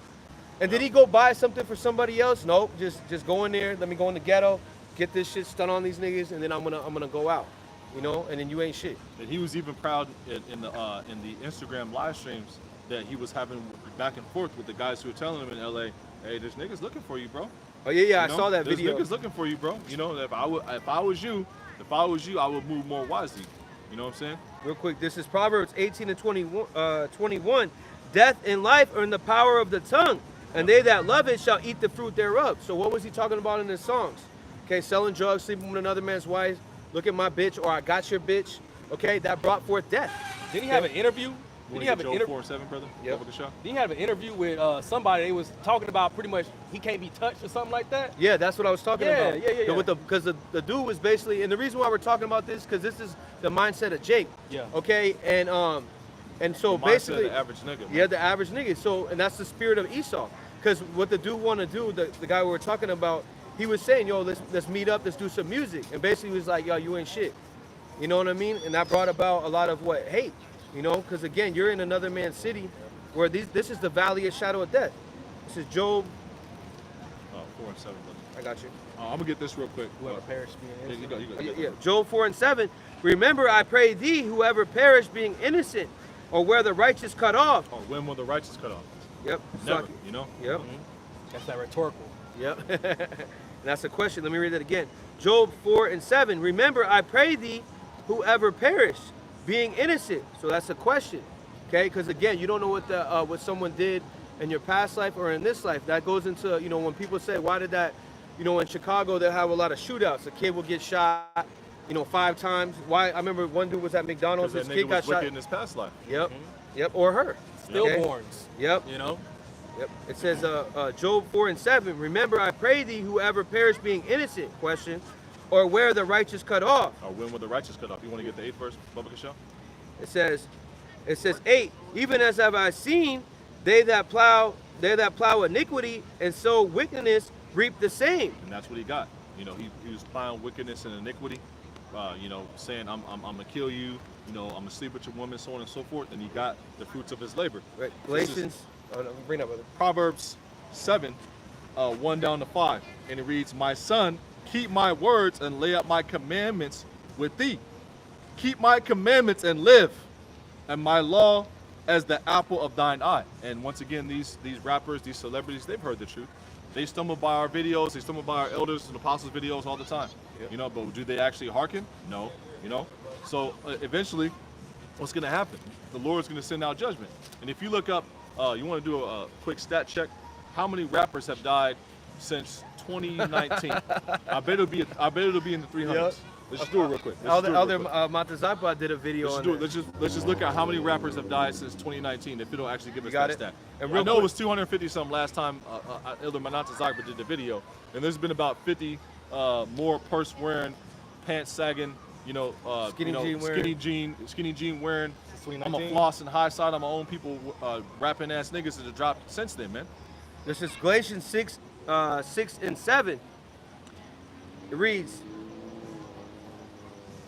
"Be not deceived, Yahweh our power is not mocked, for whatsoever a man soweth, he shall also reap." Yep, and Kendrick Lamar, you guys are doing those videos, you're hanging from a cross. Well, the Lord's going to send judgment on your ass next, man. If you don't repent, man, because you think this thing is the game, man. Yeah. Ezekiel, we were talking about that earlier. It doesn't show how many. It's just giving names. Yeah. Well, they we know it's in the high 200s, if not the 300s. Yep. And what about the low-level rappers that just get knocked off every day? Yeah. That tried to be a rapper. That nobody knows their yeah. name of. You know what I'm saying? Joe Blow. Somebody, because there's been about 3 or 4 of them that have got smoked in San Diego in the past 2 years, year and a half. They're no-name rappers. They just get popped out there in La Mesa. You know, where's the other area? El Southeast. Cajon. You know, so on and so forth, man. Chula Vista. Yep. Galatians 6 and 8. For he that soweth to his flesh shall of the flesh reap corruption, but he that soweth to the Spirit shall the Spirit reap life everlasting. That's what this is all about. Yahweh Shai, real quick, is offering you what the issues of life. This is Deuteronomy 30 and 19. I call to heaven and earth to record this day against you. I have set before you life, which is what? The law, statutes, commandments that we were given. This word, ultimately, Yep. you know, which leads to eternal life. Yep, which is the comforter. Yep. Okay, which is the comforter, because through this word, Yahweh gave the decree, which is the word, which is Yahweh Shai, to be able to give you comfort through the scriptures, because Yahweh Shai also opened the seals of the book, okay, to be able to give us comfort, because John the Revelator, he was crying and weeping, you know, about we didn't have we didn't have the seals, we didn't know the you got it. First Thessalonians, that's just another precept. Oh yeah, bring First it up. Thessalonians 4 and 18. Wherefore comfort one another with these words. Yep, with these words, which is ultimately Yahweh Shai. Let me finish this out, you And brothers. if you go into Ecclesiastes, the 4th chapter talks about the people, our people. There was no comforter for them. 4:1. You know. Yep. That's talking about the people who are outside this wise counsel, because the Lord told us in St. John the 14th chapter, I believe it's the 18th verse. It says, "I will not leave you." Start with the 16th verse. It says, "I will send you another comforter, and he will be with you always until the end." Roughly paraphrasing. Yep. It says, "I will not leave you comfortless." He was talking about the elect, the remnant, the only ones that are being comforted by this word coming out. Yep. Ultimately, baptizing them with this word. The only ones that can read this book and actually get understanding and comfort from it. A lot of our people read this book and it goes over their head. They get lost. They get confused. Their head starts hurting. You know, so on and so forth. Genesis 3 and 24. So he drove out the man, and he placed the east of Garden of Eden cherubims, which cherubims are angels, Yep. and flaming sword, which turned every way to keep the way of tree of life. Okay, so again, even back then there was, you know, wicked jakes. Okay, and the Lord had the angels hide them from the truth, the tree of life, because the tree of life, Sirach 19 speaks about this is immortality. Okay, while the other world, the wicked offers you what? Death. Let me just finish this Real out. quick, let me finish this. It's Proverbs 7 and 3, and it reads, "Bind them upon thy fingers and write them upon the table of thine heart." The Hebrew word for heart is la'ab, which is your mind. I'm going to start with the last 2 precepts. I'm yeah, going bring to it catch up, on up. "My son, keep my words and lay up my commandments with thee. Keep my commandments and live. And my law is the apple of thine eye. Bind them upon thy fingers and write them upon the table of thine heart. Say unto wisdom, thou art my sister, and call understanding thy kinswoman." You know? "That they may keep thee from the strange woman, or from the stranger will flatter with her words." Wicked philosophies, wicked doctrines, but you can also relate that to Eve, man. Because what does she do? You know, she's going to give you all sorts of flattering words when you got money and you got the bag, but as soon as you catch a low one, she's going to be there to beat you down, you know, talk shit to you. You know, you got that Sirach? To stomp you out, to put you low. Because again, the brother, the elder from Mississippi, a spirit like the wind of Judah, he brought this out that women, they judge you on if you have 6 figures. They judge you in this world instead of judging you by as far as They want a high earning man versus yeah. a high value. A high value man is someone who's a man of the Lord, man. Yep. You see, they got it all flipped upside down. Going back to Isaiah 29 and 16, this thing is turned upside down. Let me just finish this out because I was in the halfway That's through. ultimately because of the wine and philosophies of the serpent, man. Yep. You know, that gives them the mentality of thinking that they can do away with the man ain't shit. Because according to this world, you know, according to the natural eye and to this society, that's the mentality of the world, is that the so-called Negro, Latino, Native American, West Indian, Seminole Indian man ain't shit. You know? Well, real quick, it was just like Because that's the curses. You know, you shall be the tail. You know, you should be a byword in the proverb. Yep. Yeah, because again, I was just thinking about it last week. A woman is never satisfied about anything. Doesn't matter if you have $1 billion. Doesn't matter if you have the biggest rod. Doesn't matter if you give her everything that she wants. She's never satisfied. That's Esau. Yep. That's the Habakkuk, the second chapter. Exactly. That's the spirit. Obadiah, the first chapter, where grape gatherers came. Yep. Would they not have left any gleaning grapes? Yep, and they're not. Psalm 73. They have all the riches in the world, but they're never satisfied. What do they want? They ultimately want your soul. That's what a woman wants too. She wants your soul. She wants everything you got. She wants to break you down to your lowest point, and they learned that from Esau. going back to what that garden, or going back into the garden, that serpent, going back to Esau, Edom, because what was he offering? Basically carnality, philosophies. You know, you could be a king, even though you're a queen. You can be a king. Look You know at what that I movie mean? that's out right now. You Oh, yeah, with yeah, the women perfect, being perfect. kings. Yeah. You know? Butch King. Yeah, yeah, Butch yeah. just called it. And then also, what was that movie, Coming to America? When they made number 2, they made it about the women. See, I didn't even see it because the brothers just went in on it, and basically, I didn't see it either. But basically, it was about the woman. It wasn't about the man anymore. So real quick, and that leads to death because that's not order. You're supposed to have the Heavenly Father Yahweh, then the Son Yahweh Shai, then the man, then the woman, then the children. That's the order that speaks about in Corinthians. So real quick, and that's life. Deuteronomy 30 and 19. I call to heaven and earth to record this day against you. So the day that the Lord drawed you into the ministry, the day that you knew that you're a Hebrew Israelite, the Lord actually, basically called you that day, right? I call to heaven and earth to record this day against you, that I have set before you life and death, blessing and cursing. Therefore choose life, that both thou seed may live. Thou mayest love Yahweh Shema Shai, thy power, and thou mayest obey his voice, and then mayest cleave unto him, going into cleave, holding on to this word, holding upon that crown upon your head, unto him, for he is thy life, and thy length of days, and thou mayest dwell in the land which Yahweh Shema Shai sware unto thy fathers, to Abraham. Going back to the children, okay, of the promise, which goes into what the lineage of what Jacob, Abraham, Isaac, Jacob. Jacob had 12 sons, okay, which would be your so-called Negro, so-called Latino, so-called Native Americans. But the Lord is only dealing with the elect of those of Israel, while 2/3 of our people got to get sacrificed because they love death more than life. Okay, and yeah, these are our people right here. Okay, and this is the bywords and the proverbs that these devils call us to be able to cut our bands asunder, to destroy us, to have in this world brown and black fighting against each other. They're in the ghettos and the barrios, slaying each other, selling drugs to each other, fighting over territory that's not theirs. Because over there, what was it over there in Chicago, so-called O Block, right? Now, what Esau bought up that land. So now all those people that were over there repping O Block that died for that neighborhood, right? Guess what? Esau just bought it all up. And he's gonna throw high rises up in a year and a half. Yep.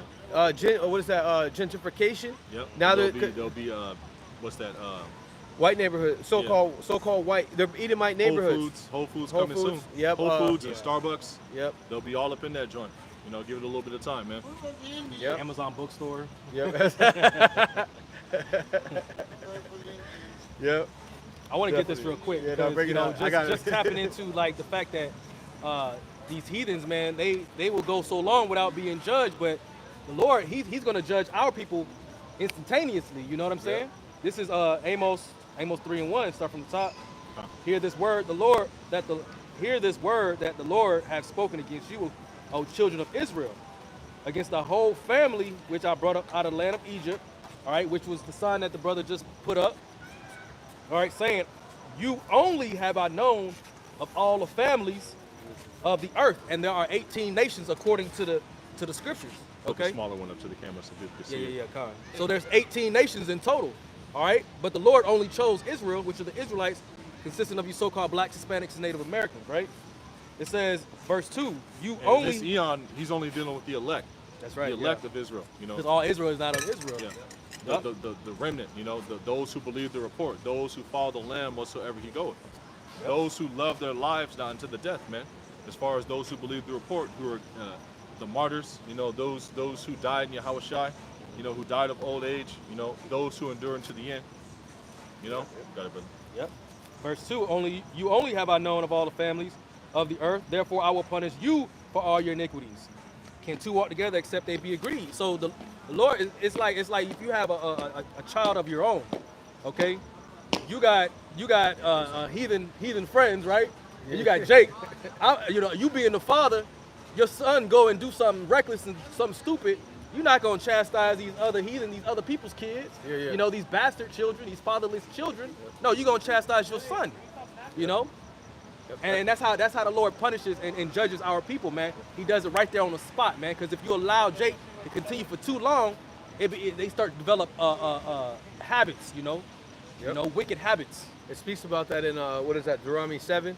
go not the way of the heathen, and follow not their covenants, because again you will learn their wicked ways. Yep. Okay. What's that? Isaiah 10. Yep.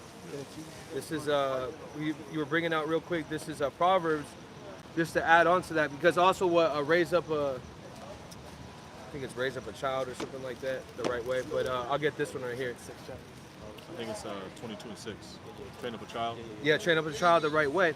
Yeah, this is real quick. This is another one. This is Proverbs 3 and 11.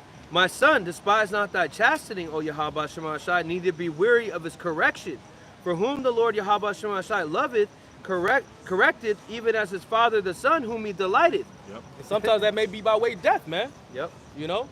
Well, Yahweh Shai. Yep. Way by death. That's why he said his son. I got a quick precept. I got a couple in the Apocrypha to back you up. This is Sirach 30 and 3 down to 4, and I'm going to get Sirach 7 and 22 next. And it reads, he that teacheth his son grieveth the enemy, and before his friends he shall rejoice of him. Though his father die, yet he is as though he were not dead, for he had left one behind him that is like himself. Yep. Going into your actual physical father and to your spiritual fathers, Yep.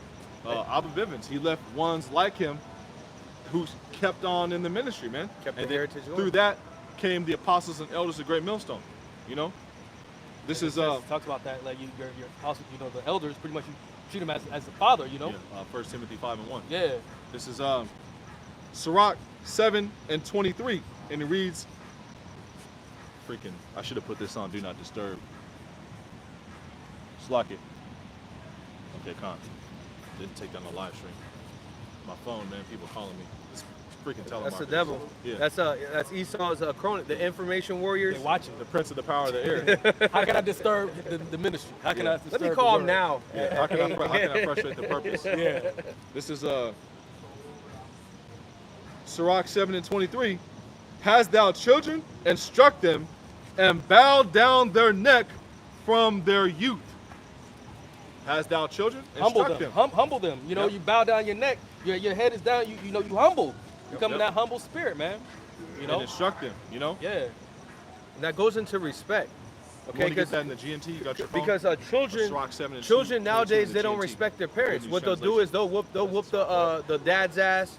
They'll smack the mom. I seen that. Yeah, There was a yeah, video. yeah. There was a young Sirach 7 and 22 GNT Baba Kasha. 23 Baba Kasha. 7 and 23 Baba Kasha. Yep. There was a young Jake, and he was slapping his mom, man. Oh, Yep. yeah. Yep. And that was I think I saw the same one Yep. where it was he was in the hood basically, and then you got wicked Jakes just sitting around like and didn't even do shit about it. You know what I mean? Film it. Like you're just gonna let you go. That's right, and that's the same way that I would have been if I'm not gonna let no child touch their mother no matter what the consequences are. What would you do? What would you do? Smack 'em. Hell yeah. Do that again, you're out. That's right. You're out. That's the Exactly, and that's how you're supposed to be.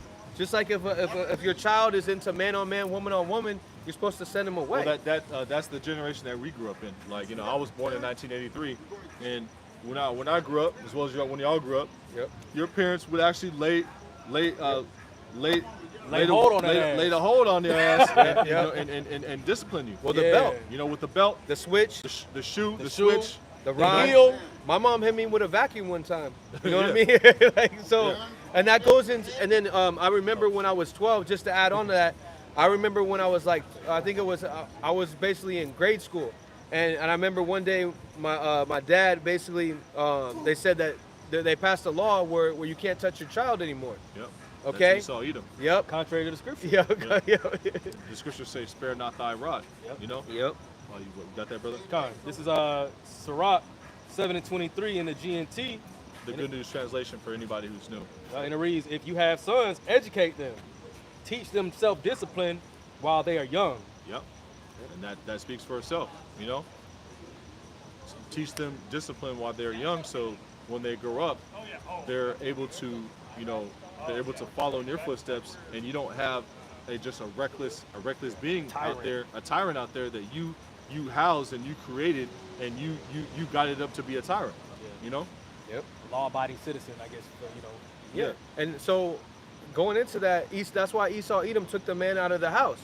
Okay, which creates what these GMO babies, these genetically modified organisms running around. Women rule over. Yeah, because also with the food, real quick, this is Proverbs 22:3. A prudent man foreseeth the evil and hide himself, but the simple pass on and are punished. So again, a prudent man would have the understanding to what be around. But what does Esau do? He takes away that, ultimately creating chaos. By humility and fear of Yahweh Shema Shai are riches and honor and life.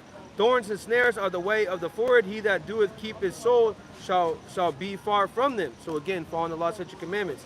This is the point right here. 6, train up a child in the way should go. When he is old, he will not depart from it. Okay, so not depart from what? Whatever that you taught him. Whatever that you taught him, so he can be able to live his life and to be able to have, discernment ultimately. But we're speaking about it in a spiritual sense, far as, Abba Bivens coming on the scene and teaching, giving the law, statutes, and commandments, basically giving the doctrine. Yeah, beautiful. Yeah, giving the doctrine to, the One West camps. Ultimately, out of that camp, flourished the apostles at Great Millstone that we follow. Okay, because we believe that those are the true men of the Lord, and they're coming with sound doctrine. Okay, not coming with no gimmicks, the names. That came from spiritual fathers, Yep. Malachi, was that 4? Sirach, I'll get Sirach 44. Yep. Yeah, praise renowned men. Yep. Real quick, because you were going into how kicking the man out of the house, having the woman rule over these kids and growing up to be these GMO babies, Thugs and divas. Losing their mind wearing skin tight jeans, all right, dressing up like females wearing dresses. Yep. Right, it's all a part of the curses. Deuteronomy. Painting fingernails. Yep, hanging their fingernails now. Rainbow Like, what hair. the hell is that, man? Yeah, dyeing their hair. Yeah, different Blonde. colors. Just a whole bunch of mini Esau's out there with dark skin Yeah. and no moral compass. Like clowns, being man. like the beast, basically raised up to be like the beast of the field. It's a joke. You know. And it's part of the curses. Deuteronomy 28:54. So that the man that is tender among you and very delicate, his eyes shall be evil toward his brother, and toward the wife of his bosom, and toward the remnant of his children, which he shall leave. You want to get 28? Yep. Public Shah? Yep. And it goes into, real quick, this goes into the place that we're in. Okay, that's set at a low place. The Lord shall smite thee with madness. Psalms Violence. 23:5. Yeah, do I walk through the valley of shadow of death, I will fear no evil, for thou art with me, thy rod, thy staff, that comfort me. Okay, going into what the valley is, what a low place. There's a low moral standard. You can marry a monkey. You can marry a bird. Okay, you can fall in love with a car. You can be with a car. And the rod and staff that comforts us is the report, the Yep. word, the comfort. Yeah, the rod is what the chastising, the staff is what keeps us in line. Yep. Okay, and that's very important so far as again training up men, because you don't want to once someone starts to go off and no one reproves or rebukes them, the sheep is astray, going back to feed that sheep, and the Lord is what not going to let that seed of rebellion goes into that person's mind. They think that behavior is all okay. good. Okay, yeah. They think that behavior is okay, and if you leave that behavior long enough around unchecked, then that seed becomes a tree, and then that tree starts to infect other people, man. Yeah. Yep. That's It comes Esau's spirit. That's Esau. what that wild grape, as it speaks about in the scriptures, they become that wild grape because the grape cluster is actually the elect. Okay, but that wild grape is, is just the thugs and the divas that we see out here, and that's spiritual too, because you have Grape Street, you know what I mean, which is a gang out there in L.A.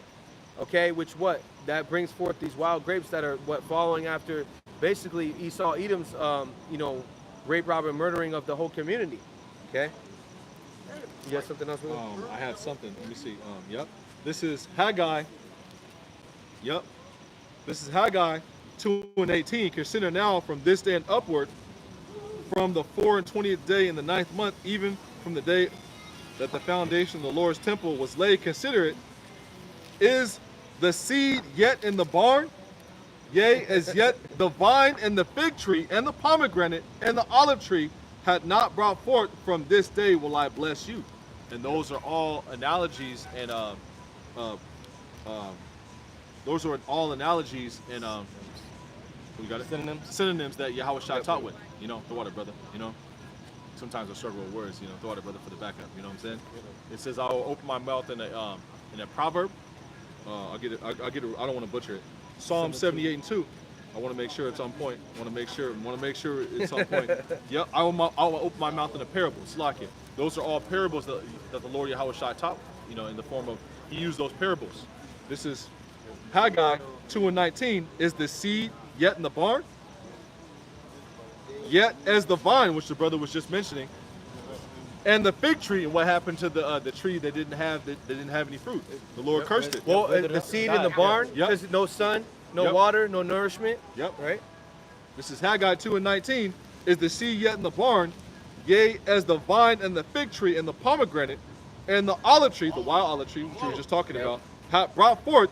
From this day will I bless you. Yep. That's right.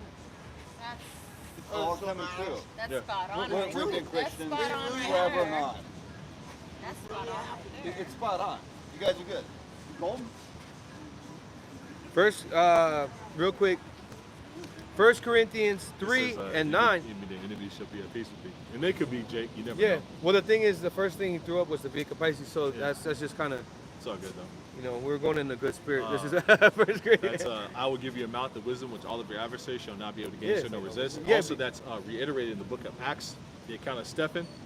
It's in Acts the 6th chapter, which I went into in a lesson yesterday. It says they real quick. Well, an apocrypher it speaks about they shall cry about a wicked father. Yeah, So they know. they So should if they complain are of- the they shall complain of an ungodly father. Oh yeah, it's Yeah. water. It's water, brother. Sorry. Yeah, because again, what did they point at? They pointed at the wicked. Now, Yeah. if they might be Jake, you know what I mean. But again, You couldn't see them on camera, but they look like a couple of Edomites, but they Yeah. could be Irish, they could be whatever, You But it never just know. shows you when the righteous are in authority, the people rejoice. But when the wicked bear rule, the people mourn, and For the the earth people. shall be filled with the knowledge of the glory of the Lord. Yeah. This Have is a quick 2:14. Acts 6 and 10, and the reason they were not able to resist the wisdom. I'm gonna start from y'all just get right to the point. And they were not able to resist the wisdom and the spirit by which he spake. Yep. And they can't resist the wisdom Well, and the look at spirit that, by which we speak. What is that? On the side, no, over here. Is that big ass Oh. bug? Yeah. What's that? Jack? I forgot. Oh, Look damn. at you looking at me. What is like, it? You don't see Look that on, bug look right on your there? mic. On the side of your mic. I forgot what those are Oh called. shit. Is that a praying Horsefly? a locust? Praying Horsefly- mantis? Oh, is that a locust? Yeah. Something like Something. that. Oh, it looks like a mosquito, a dragonfly. Yeah. It's a dragonfly. All right, so this is 1 You can Corinthians. get this word too. Yeah, you can get that. Going in, and then so we're going into speaking that's about crazy. yeah, Even that's, it right there on the camera. yep. Speak Man. and we were speaking about far as that seed, You mind if I put you it know, on? being grown. On the brothers, I'll show it on the brothers channel. Right there, you can see the little dragonfly right there. Bam. That joint is huge. Yeah, so we were going into far left. as that seed not being able to grow because what it was in a barn, and the Lord is what building up a foundation, a strong foundation. Okay, and that starts with the first of all, Yahawashi with this word. Okay, how about Shemyahawashi? So it's 1 Corinthians 1 and 3. Yeah, 1 Corinthians 3 and 9. Slakia. For we are laborers together with our power. Ye are Yahweh's husbandry. You are Yahweh Shemashai's building. Okay, going into what that spiritual temple being built up. According to the grace of Yahweh, which is the given unto me as the wise master builder. I have laid the foundation, and another buildeth therein. But let every man take heed how he build thereupon. So again, going into what that seed that what is able to be able to move a mountain. Then what the Lord, what waters nourishes the seed, and the seed's able to grow. As far as in the understanding of the scriptures, right? And far as the body, you're able to freely as you give, freely as you receive. You become you're slakia. Basically, you're a premature baby. You know what I mean? You don't know shit. You know what I mean? And then what the mother what nourishes you, going into wisdom. Okay, follow me. Goes into wisdom. And then what? When you come out, the Lord, wisdom. Basically, the woman gives you what the milk, okay. And then as you grow, what you gain teeth, and then you're able to what eat the actual meat, okay. 1 Corinthians 2 and 11. For other foundation can no man lay than that is laid, which is what? 3 and 11. Oh yes, Slakia. Twadi, Kazak. 1 Corinthians 3 and 11. For other foundation can no man lay that is laid, which Precepts. is Yahawashi Hamashiach. Not if any man build upon his foundation gold, silver, precious stones, wood, hey, humble, wait, hey, stubble. Every man's work shall be made manifest, for the day shall declare it, because it shall be revealed by fire, and the fire shall try every man's work of what sort it is. If a man's work abide which he had built, thereupon he shall receive a reward. That's what we're fighting for, that reward, which is what? Ultimately, to be able to be lifted up in those chariots. Immortality, salvation, okay, righteousness, where our kids can be able to play, where we don't have to look at Pedo Joe coming around and playing. We don't have to have our people in a sick mind state. You know, a sick mind state far as, you know, thinking that they got to be part of what Esau's plan. Okay, and that's what the Lord's building up, that, and we're praying that we're able to get that reward, right? I want to back you up real quick. This is James chapter 5 and verse 7. Be patient, therefore, brethren, unto the coming of the Lord. Behold, a husbandman, which is a husbandman is someone who plants, okay? A gardener, okay? Yep. It says, behold, the husbandman waiteth for the precious fruit of the earth, and have long patience for it, until he receive the early and latter rain, okay? Now, even the Heavenly Father, Yahweh Shemel Shai, is waiting, you know, because the Heavenly Father, he's bound to his word, you know, to allow these prophecies to come to pass. Everybody is waiting for the coming of Yahweh Shai to come deliver the elect, man, and for the kingdom to be established. Even the angels in heaven are waiting, you know. Verse 8, it says, be also patient, establish your hearts, for the coming of the Lord draweth nigh. Grudge not one against another, brethren, lest ye be condemned. Behold, the judge standeth before the door. Take my brethren, the prophets, whom have spoken in the name of the Lord, for an example of suffering, affliction, and of patience. Behold, we count them happy which endure. Ye have heard of the patience of Job, and have seen the end of the Lord, that the Lord is very pitiful and tender of mercy, and we are patiently waiting for the deliverance of the elect, man. You know, Lord willing will be of those numbers, but hey, for the elect, we do all things for the elect's sake, man. This is Psalms 85 and 8 down to 11, and it reads, I'll start with 7. Psalms 85 and 7, and it reads, show us thy mercy, O Yahweh Shemel Shai, and grant us thy salvation, which we're looking to get. I will hear what the Most High, the Lord Yahweh Shemel Shai, will speak, for he will speak unto his people and to his saints, the Israelites, but let them not return again to folly. Surely his salvation is nigh to them that fear him, that glory may dwell in our land. And eventually we're going to be returned to our land, you know, when the Lord returns, man. But it starts with you getting this truth. This is Psalms 85 and 10, and it reads, mercy and truth are met together, righteousness and peace have kissed each other. Truth shall spring out of the earth, and righteousness shall look down from heaven. And that's what the brother was going into. Truth springing out from the earth. Yep. That's why these two people who look like Edomites, they could be Jake, you know, came up and inquired. That's why this guy's sitting over here on the sideline, and he won't stop coming every single time we come out here. You know, because who's resisted the Heavenly Father? You know, who's resisted his will? You know, and Lord's will, Yahweh Shemel Shai cures that man, Yep. You know? Because this is the Jake that's just ultimately shows the status of our people, man. You know, that's Lazarus, man. You know, that's Lazarus right there, man. You know, and this is the Jake, a Sicilian, you know, Native American. He comes out here every time we're coming out here and street speaking. He comes out here and he listens, man. You know, this is, you know, and you know. He may be going through some things, you know, but you know, Lord's will, he hearkens, and Lord's will, he's learning. He's learning, man. You know, yep. And that's what, that's like one of the first things is to learn. Yeah. You know, you learn by listening, by hearing the word. By hearing the word. Blessed are your eyes for you see and your ears for you hear. That's right. Literally, they say you should see the last the last 4 months we came out here, this dude has stopped every single time riding his bike, and he'll sit right here and just listen. Yep. Sometimes he's a little more. Only one time. Sometimes he's a little more. He's a little boisterous, you know, but it's all good though. Vibrant, you know. But that's how our people are, lively stones. Okay. This is Isaiah 55 and 10. For as rain cometh down and the snow from heaven, return not thither, but the water and the earth make it bring forth bud, that it may give seed to the sower and bread to the eater. So shall my word be that goeth out of thy mouth. It shall not return unto me void, but it shall accomplish that which I please, and it shall prosper in the thing whereto I sent it. So where did he send the word? To the starting with the head apostles, That's right. That's right. And to the fruits. Yeah. Okay, to the elect. He sent the word to what? His people. Okay, the so-called Negroes, so-called Latinos, so-called Native Americans, which you are Hebrew Israelites. Okay, he sent it forth to what? The Ruach HaKodesh, the Holy Spirit, to what? Abba Bivens, to be able to go out there on the highways and the byways, to be that spectacle. Then he brought forth what? Fruits, which is the fruits that you see now from the head apostles at Great Millstone, and then the men on down that are all around the four corners of the earth. Okay, Apostle Gabar always says this, that you don't have, like, they didn't have to go to Africa, or they didn't have to go to Cuba, if you didn't have to go to Peru, or you didn't have to go to these places, because the word was spread around the four corners of the earth. And that's all through what? The Holy Spirit. Okay? There's a couple of precepts that come to mind. Habakkuk 2 and 14 we is were just one. talking about. Yep. One of them was the opening precept that I opened up with. Bring it I'll up. get it one more time. Yep. But then I'll go to Second Ezra real quick to back up your last point. This Okay. is Zechariah 7. And, yep. It's like it. This is Zechariah. Let me see.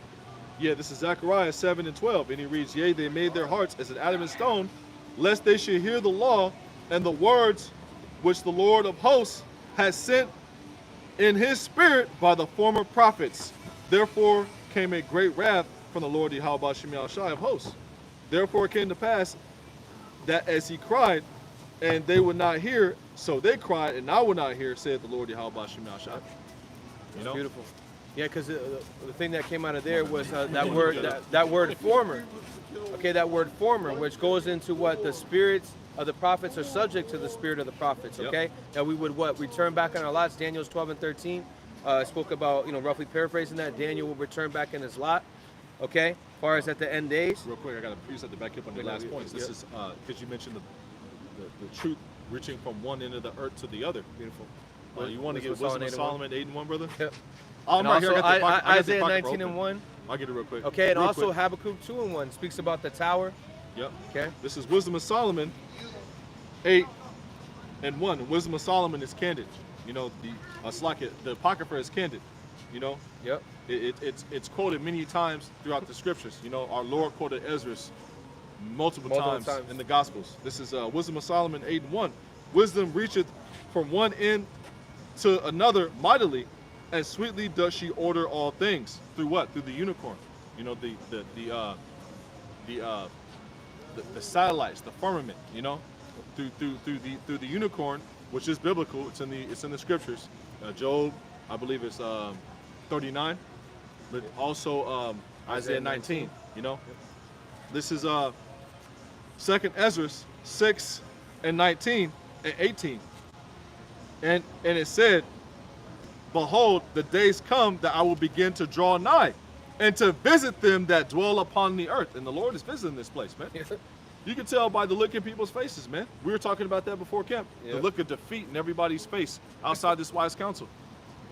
The fear in their eyes. Yeah. You can see it when they walking by. The look that they have, it shows their countenance. It shows their spirit, man. They're like, oh shit, something about to happen. Well, we're waxing stronger and stronger and mightier, man. Yep. That goes into that pride being taken out of the kingdom. Yep. Real quick, Ezekiel 12 and 28. Therefore I said unto them that said, Yahweh our power, there shall none of my words be prolonged anymore, but the word which I have spoken shall be done, said Yahweh Shema Shai. So the words that I have spoken by the former prophets, Yep. By the prophets. We just read that in Zechariah 7 and 12. Yep. And again, what repetition comes recognition. Okay, and also what was it? Repetition is the father of skill. Yep, that's also the other one. Okay, because again, the more and more times that the Lord brings this out multiple times, it might but it's in different writings, as far as like Isaiah, Jeremiah, Habakkuk, but they're all speaking about the same time. That's why the apostles have encouraged us to do lessons every day, if you can, of course, but you should try to push to do lessons every day, because the lessons get easier for you to do. You start to be able to the Lord will sup with you on a higher level in the form of, you'll start to be able to remember precepts better. You'll have a wider range as far as skill set of teaching the word. Also, you'll be more in tune, with what's going on, because you're watching lessons every day as you're looking for new topics, because you may not have a topic every day in the form of, you may actually watch another brother's lesson and get inspired. Like, for example, the lesson I did yesterday, it was simply inspired by watching Elder Apostle Rakah, Apostle Rakah, and Elder Yashawamba, and he said, and they love not their lives unto the death. I was like, oh, write that down. Look it up real quick. I was like, Yeah. then all of a sudden the spirit hopped on me to gather a whole bunch of precepts, and I was like, you know what? Let's not go live. Let's go to the park. You know, but that happens. I've watched this brother's lessons and got inspired. I've watched this brother's lessons and got inspired. You read the news, so on and so forth. That goes into the body. Yeah. Okay, because we eat off each other. We're eating off the body. Okay, the spiritual body. The brother from London, he had said the same thing. Okay, I think he's I forgot exactly what his page was, but basically he said we eat off what brothers bring out, as far as these words. Okay, because it speaks about it. Also was that Matthew 4:4, a man shall not eat. I got one. Okay. You had some? Go ahead, brother. I was getting to the fact that you mentioned the body, and let me just get it real quick, if I may. Got it first. This is Get it. Bring it out. 1 Corinthians 12:14. For the body is not of one member, but many. Yep. If the foot shall say, because I am not of the hand, and I am not of the body, is it therefore not of the body? And if the ear shall say, because I am not the eye, am I not of the body? Is it therefore not of the body? If the whole body were an eye, where were the hearing? If the whole were hearing, where were the smelling? Yep, and that's the beauty of things, because brothers have different spirits and brothers have different gifts. You have a brother in the camp, he may be fluent with languages, he may be fluent in history. You have another brother, he may be fluent with prophecy. He may be another brother may be very in tune with the news and what's going on. You may have another brother who may have all of the above, and so on and so forth. We have different measures and so on and so forth. That goes into what is 100-fold, 60-fold, and I think 30-fold. Much is given and much is required. Yeah. Though, Yeah, wisdom. Ecclesiastes 1:18. Through much wisdom is much sorrow. This is the more that you got, Yeah. the more you put it this way, the more you got it in your plate, the more hell you're gonna catch. But also, the Lord's gonna also make that a balance. Yep. Okay, going into that bread. Ecclesiastes 4:9, and it reads, 2 are better than 1 because they have a good reward for their labor. That's the point. Ecclesiastes 4:10, for if they fall, Slakia, the one will lift up his fellow, but woe unto him that is alone when he falleth, for he had no one to help him. That goes into the heavy. camps. Yeah. That goes into the churches, the camps. Why the brotherhood is so important. Yep. Because only your brothers are gonna. It speaks about that in James. Only the brotherhood are gonna be able to have the understanding. See, like even right now, we see this Jake right here, right? And we have the understanding of who actually did that to him. Yep. Okay, which is our oppressor, right? Yep. And why we're actually in this situation, because we're not no better than anybody else. But the Lord has put the Spirit on us to be able to get the understanding of this wisdom, to be able to lift us up. Okay, going into that spiritual bread. It says Matthew 4:4. But he answered and said, it was written, man shall not live by bread alone, but every word that proceeded out of the mouth of Yahweh. So again, going into a man shall live basically off of spiritual bread. It's not all about vanity, because in that same scripture, basically Satan is trying to test Yahweh Shai. As far as I will give you these certain things, okay, which are nothing but vanity, and which leads you astray to what, a trap and a snare. Because the Lord is giving you what this spiritual bread, going into, the brothers brought out, the body, okay, that's being spread around what the all throughout the unicorn, which is the tower, which is the internet of today. Got a precept because I was just going into. Let me finish it. This is 2 Ezra 6:18, and it reads, and I said, and Slakia, and it again, and it said, Slakia, behold, the days come that I will begin to draw nigh and to visit them that dwell upon the earth, which the Lord is doing. Just look at the news, Yeah, look at the judgment. This is 2 Ezra 6:19, and will begin to make inquisition, heavy questioning, of them what they be that have hurt unjustly with their unrighteousness, and when the affliction of Zion shall be fulfilled. And that's what we're doing. For inquisition shall be made into the counsel of the ungodly, man, for the manifestation of his wicked deeds. We're constantly making inquisitions into the counsels of the ungodly. Investigation, questioning, putting pieces together, bringing up their past crimes. Yeah. This is this is Exhibit A. Yep. These are the guys. These are the this is the lineup. This is the fugitive that's wanted in the universal court of law, and the Heavenly Father is going to bring justice. Yep. This is and that's what we're constantly professing on the unicorn, is that justice will be served, man. Yep. And you can't run away from your punishment, man. All of your deep underground military bunkers will be dug up by the angels and by the elect who get spiritual power, man. And Lord's will we be of that number as far as brothers in this camp, man. Con. Because I personally paid all these dudes on this sign with the perfect hatred in, Yep. in a very fiery passion, man. You know, because these guys right here at the top, these guys are behind the banking cartel that's looking to bring in the charagma, which ultimately is prophecy, but at the same time they're going to get judged for it, man. You know. Yeah, the Lord. Real quick to add on to that, you know, these are all tears. Okay, these are tears on the. these are the Lord. This is the servants of Yahweh Shema Shai. Slaki, your battery's getting low. Second Ezra This 6. is. Oh yeah, bring it up. Second Ezra 6 and 20. And when the world that shall begin to vanish away shall be finished, then will I show these tokens. The book shall be opened before the firmament, and they shall see all together, which the brother was just mentioning. You know, the book's being opened before the firmament. You know. Who opened the book? Yahweh Shai. Revelations, the 5th chapter. Yep. The only one that could open the scrolls. You got it, brother. Yep, I got. Yeah, and just to add on to that, these are tears that are going out. Yep. Okay, brothers are crying out for justice, for Melchizedek, you know, for what a king with righteousness, which is Yahweh Shai. Okay, what is that? A Sirach 10, where it speaks about one that is profitable, and the one that's profitable is Yahweh Shai, and what the elect is going to be joint heirs. Real quick, I want to bring out the open of the seal because we brought that out earlier, and I'll just get right to the point. Revelation 5 and 9, it says, "And they sung a new song, saying, Thou art worthy to take the book and to open the seals thereof. For they were slain and has redeemed us to our power Yahweh by the blood out of the kindred and tongue and the people and nation, and has made us unto Yahweh kings and priests, and we shall reign on the earth." Okay, so that's what we're fighting for. Okay, kings of the earth. Okay, through what Yahweh Shai opening the seals of this book, we're able to have the understanding to be able to have a testimony, because the testimony is what through this word. This is a decree that's going out, sending forth what judgment on this place, hewing this place, which goes in the word hewn goes into cutting asunder, breaking it down from the inside, which is their economy, you know, exposing who they are, that inquisition.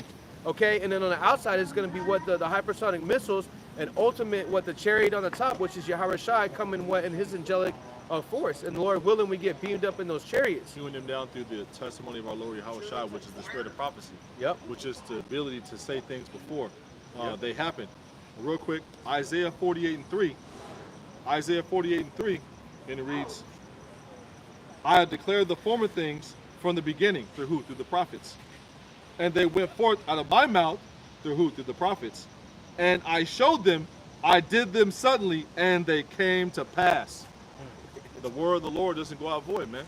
Every single one of these prophecies is going to hit, including us ruling. You know, be prepared for that. You know, Yep. rulership is coming. You know, dominion is coming. You know, the kingdom wherein dwelleth righteousness is coming. No more tears. You're not going to have to worry about our people in the background. You know, like this dude right here being distraught. You know.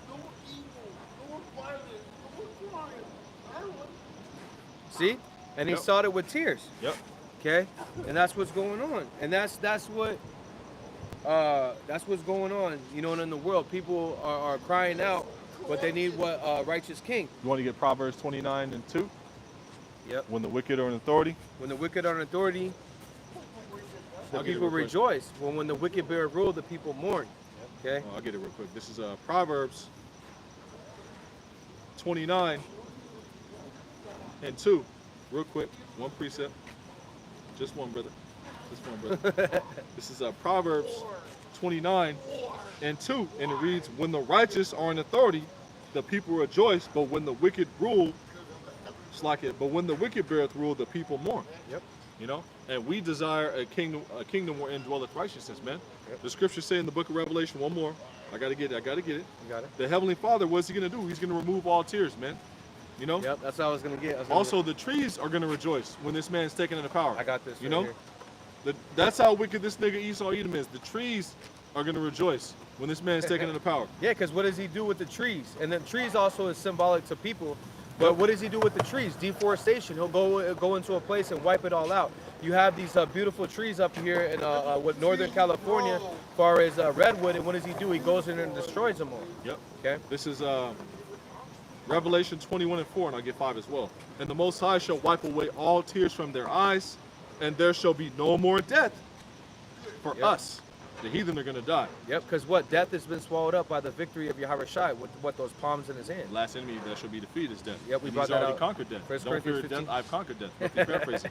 Yeah, don't fear don't fear Esau, Edom. I already defeated him. That's Yahweh Shai's stun. Yep. Okay? And actual physical death. Yep. You know, because the elect, Lord's will be of that number. We're going to be true immortals. Yep. You know, even those who die in Yahweh Shai, well, you just gave up the body, bro. Because the spirits are eternal, and you're gonna, as soon as you give up that, as soon as you put off this corruption, you're gonna inherit incorruption, and you're gonna be the first one with the new bodies. When the elect get beamed up in the ship, you already be out there kicking it, chopping it up with David, you know, kicking it with King Mashah, breaking bread with Abba Bivens, you know, with all the great men, man. Yep. You know, so there's even victory in that, man. You know, because guess what? You didn't bitch up, you didn't bow down. You know. He that endured to the end shall be saved. Okay? Going into what the hour of temptation, going into the Lord, what again, Revelation 3:11, holding on to that crown. Hold fast, right? This is Revelation 21:4, and the Most High shall wipe away all tears from their eyes, and there shall be no more death, neither sorrow nor crying, neither shall there be any more pain, for the former things are passed away. And the scriptures say the fashions of this world fadeth away. You know, passeth away, bro, if you're paraphrasing. This is Revelation 21:5. And he that sat upon the throne said, behold, I make all things new.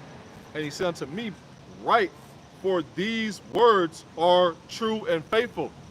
Yep. Words that also said. Many of scriptures. Yep. You know, Isaiah 55:10. You know, it says that in a roundabout way as far as different wordage. And the main place where it says that I'm thinking of off the top is 2nd Ezra, the 15th chapter. I got the second verse. I you got know? both of those. This is I got that one in 55. Jeremiah 30:17. For I will restore health unto thee. I will heal thee of the wounds, said Yahweh Shema Shai, because it says, let me read this wounds again. of an enemy, man. Yep. You know? Let me start from 16. Therefore, all that devour thee shall be devoured, and all thy so this is Jeremiah 30:16. Therefore, all that devour thee shall be devoured, and all thy adversaries, every one of them shall go into captivity.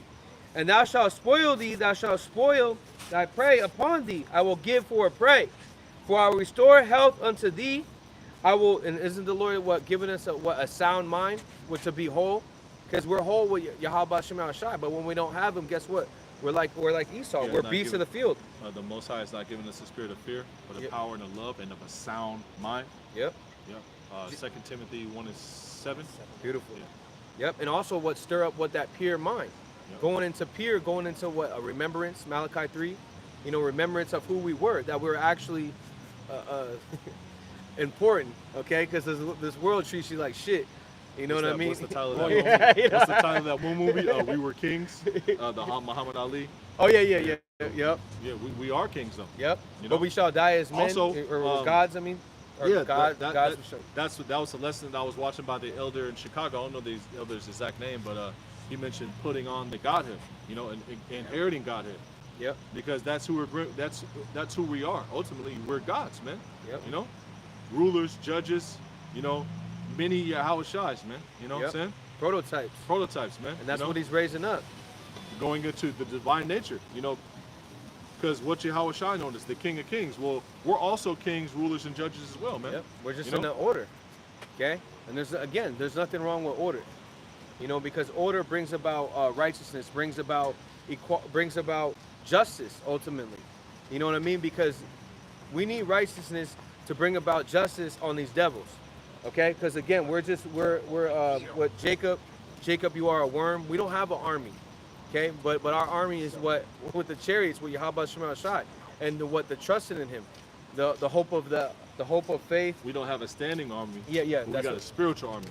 Kind of. They're And with that more great with army, us. They're more with us than be with them. Yeah, that's what I was thinking about. And that's the trick bag that the Heavenly Father has the wicked to lead in, man. You know, because they're gonna come in like a flood. They're gonna test the theory that's in Wisdom of Solomon, the 2nd chapter, and guess what? They got a hell of a surprise coming for them, man. Yep. Because that's when the fun's gonna happen, man. Fun. That's when you're gonna see brothers flying. That's when you're gonna see brothers. That's when gonna see brothers doing what's in the Marvel movies. Because all those Marvel movies, DC comic movies, it's all about our nation of people, the house of David, man. Yep. And you're gonna see that type of power on earth again, man. Yep. Beginning with men who are out there with garments on, teaching this word in truth and sincerity, man, in all humbleness, man. You know? Yeah, because I did a lesson about that. These super soldiers won't win. They will be broken with what? That new threshing instrument that the Lord's going to give us. Lord willing, we're of that number. The beast, the brother Tamayam channel, the beast won't win 144. Yeah, this devil ain't going to The win. beast won't win, baby. First of all, it doesn't say that he wins in this. It says that Yahawashi, the righteous, win. Yahawashi is the King of Kings, Lord of Hosts. That he's been given all power. Yahweh didn't give all power to this devil. He's nothing but a basis of men. And we know that Daniel 4:17, it speaks about that Yahweh Shemashai is the one that rules in the basis of men. He controls the left and the right. He brings about good, which is what's the tabernacle of David, the righteous, Yep. which we believe the I form the light. Yep. I form the light and create darkness. Yeah, and I make peace and create evil. I, Yep. the Lord Yahweh Shemashai, do all these things. Beautiful. And Yep. if he whets that glittering sword on you, which basically if he has that mark on you, you a hit. Okay, because the Lord Yahweh Shemashai is that hitman. And he put out that hit on Esau Edom. He's the only one that's prominent. When we have the Zondervan Bible Dictionary, the New Compact Dictionary, we're speaking of the only one that's prominent that will not, right there. I get it for you, brother. Yeah, the only one that, I think it's Edom, right? Yeah, the only I got one you, that brother. will not, just bring it out right there. Yeah, then I'll bring I got you, brother. I got you, brother. that will not inherit any peace. Hebrews 11:1. Now faith is the substance of the things hoped for and the evidence of the things not seen. So again, if you have faith, you're gonna have works. Okay, it's just that's the spiritual armor that's being put on. Okay, of the true men of the Lord. This is Jeremiah 30:16. Therefore, all that devour thee shall be devoured.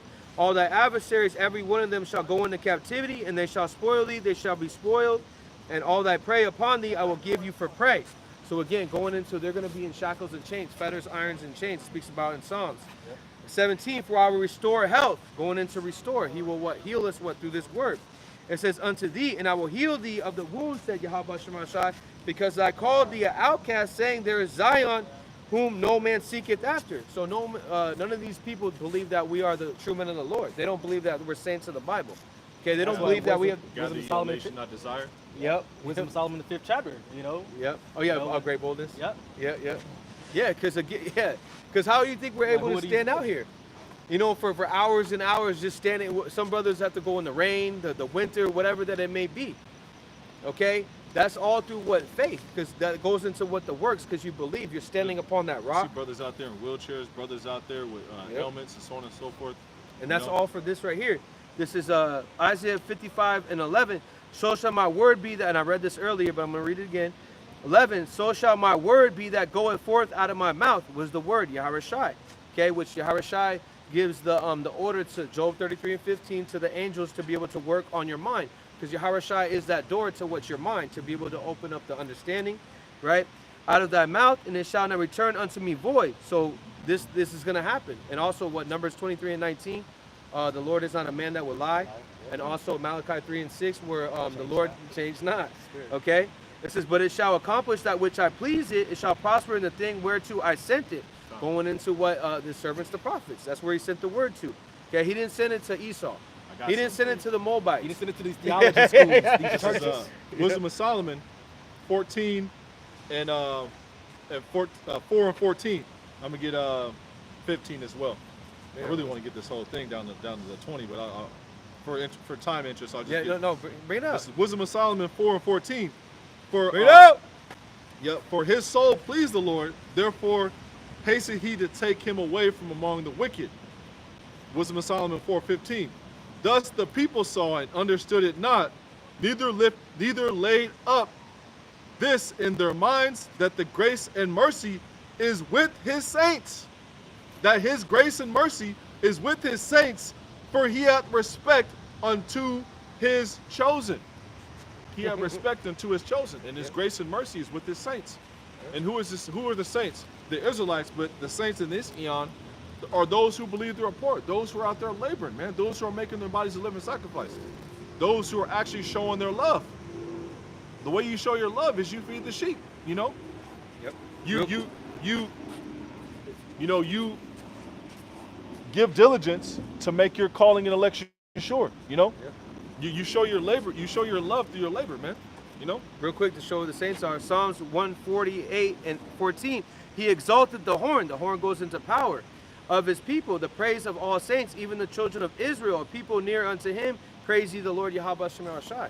This is Wisdom of Solomon 4:16, and it reads, "Thus the righteous that is dead shall condemn the ungodly which are living.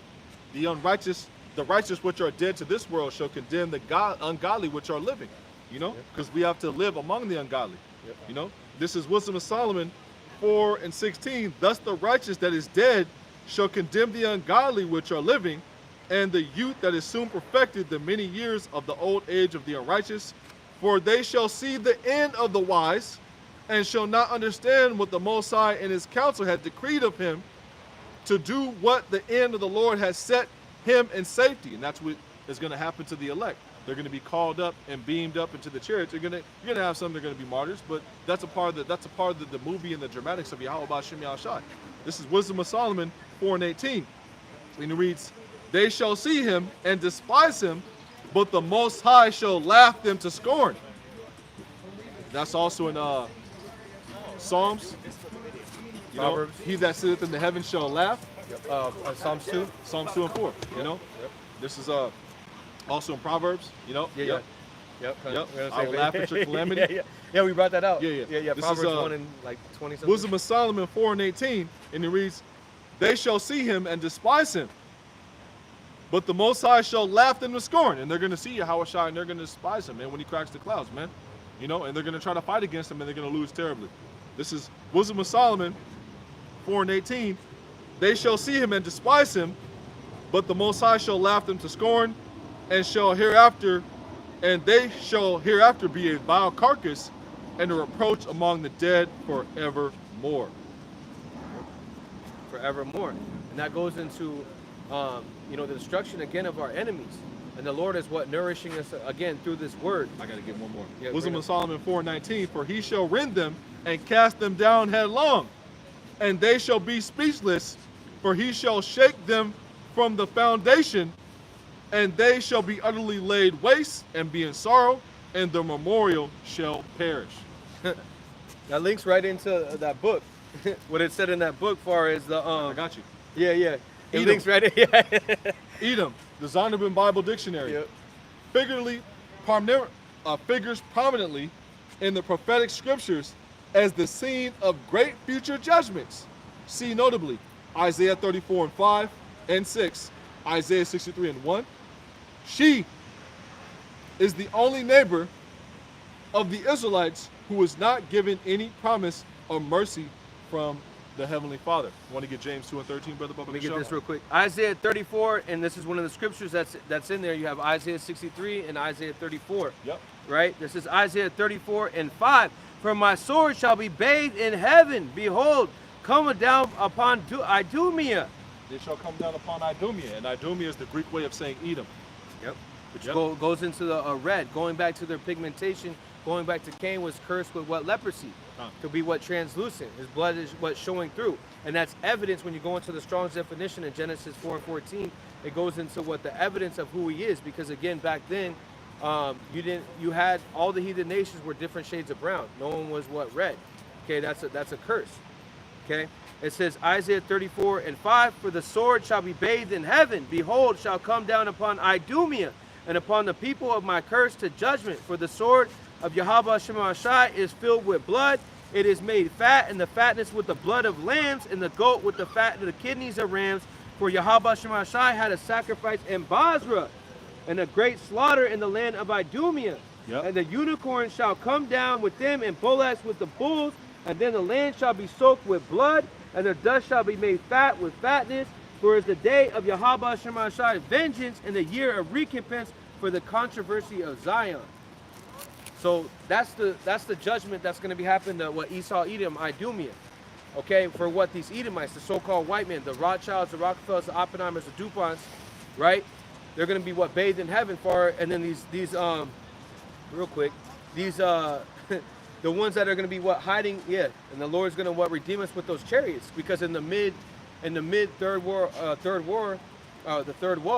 okay, the Lord's going to what? Be in the midst, what? Fighting. And ultimately in that time, our temptation, Revelation 3:10, the sixth trouble, the Lord's going to intervene for his elect. You got that James 2:13, brother? Off the show. James chapter 2 and verse 13. For ye shall have judgment without mercy that have showed mercy. Salaki, let me read that from again.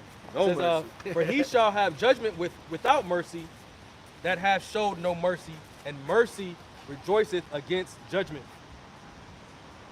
And this is some of the examples of how this devil didn't show any mercy. And that's also going back to the curses.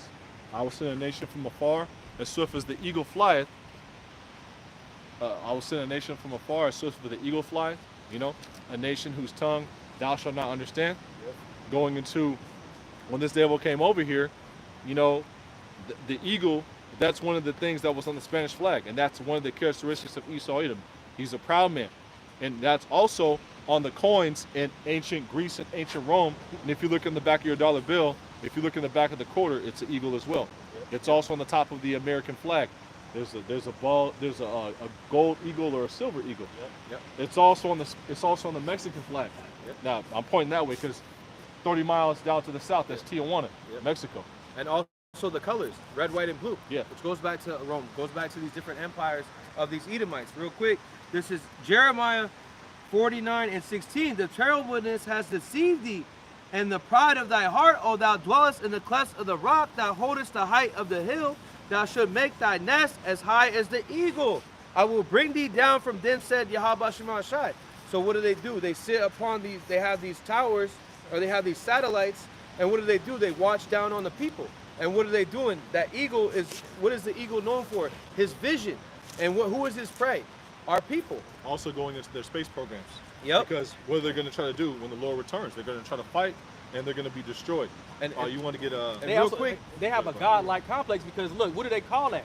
The big brother, the eye in the sky, right? Yep. The big brother. Who is our big brother? Yahweh Shai. Yep. You know? Who's the real eye in the sky is Yahweh Shema. Exactly. And that's what they do. All they do is copycat what someone else what someone else did. Yeah. That's what they do with the Culture vultures. Yeah, culture vultures. Because that's Fighters. what when your brother was going into the that's big brother. That's ultimately goes back to him being a vagabond and a fugitive. Yep. Because the reason why he's constantly doing culture vulturing is because that's the nature of him. He has to get everything through the sword, Parasite. rape, robbery, murder, deception, and also he does that so he can hide under different nationalities. Oh, I'm Greek. Oh, I'm Roman. Oh, I'm a Russian. Oh, I'm a Yugoslavian. I'm this. Nah, no, you're a fucking Edomite, man. Yep. You know, that's who the hell you are, and you're gonna be destroyed. Every single one of you. And also going into the same time that they put the same time that they said they went up to the moon, like 1971, that was the same time that Abba Bivens was on the scene. Yep. Okay, when the Great Awakening was happening at that time. Okay, and that was the same time when the decline of Esau Edom started to go down. Okay, at the same time this word went out when the Malachi was at 4, it speaks about that Elijah would open up the Elijah, which was Abba Bivens, which was John the Baptist, turn the fathers to the children, the hearts of the children to the father, roughly paraphrasing that, going into what the heritage, going into the understanding of the scriptures. Okay, so this is Jeremiah 49 and 17. Also Edom, there's that word again, Edom. When you go into the Greek word, it goes into Idumea. Edom, Genesis 25 and 30, when you go into it, it goes into red, going back to their pigmentation. Also, Edom shall be desolation. Everyone that goeth by it shall be astonished, and shall hiss at the plagues thereof. And as they overthrow Sodom and Gomorrah and the neighbor cities thereof, then said Yahweh Shema Shai, no man shall abide there, neither shall son or man dwell in it. Okay, going into the destruction of Babylon the Great. This is going to be a wasteland. This is the cash cow for these Edomites. Okay, if you go into Isaiah, it says, "Neither shall the Arabian pitch tent there." Yep. It might be in Jeremiah. I think it's in Isaiah. Well, Isaiah, yeah, it says that in, I think that is Jeremiah. Yeah. But also it speaks. Arabian pitch tent there. But also it speaks about there shall be a wasteland, owls and hyenas. I think it says or something like that when you go in the NLT. Yep. And that goes into Isaiah 13 goes into what the Medes coming over here and destroying this place. Yep. And ultimately, the Medes. Yep. Did we finish? No, that? we didn't get that You because that's where we can go back to it. Yeah, Yeah. Because it actually, that links into what you're speaking about in Jeremiah. Isaiah 13, 17 down to 20, Baba Kasha. Okay, Khan. This is Isaiah. That's the spirit. Yeah, so going back to the destruction, because again, where's their cash cow? This is Babylon the Great. This is where they're able to spread out, all their abominations. Because that's why you have a McDonald's over there in Russia. That's why you have a McDonald's over there in China. Okay, going into the American... The American way. Isaiah 13, and this is, Isaiah 13 and 17. Behold, I will stir up the Medes against him, which shall not regard silver, and as for gold, they shall not delight in it. And the Medes in the scriptures, in this precept right here, is talking about the Russians. Now, if you were to go into the Persian Mede Empire, the ancient Medes would be the sons of Japhet. But when Esau Edom came into power as the Greeks, he kicked Japhet out of those lands, and eventually Japhet migrated to what's known as Southeast Asia. You know, the Philippines, Indonesia, Jakarta, so on and so forth.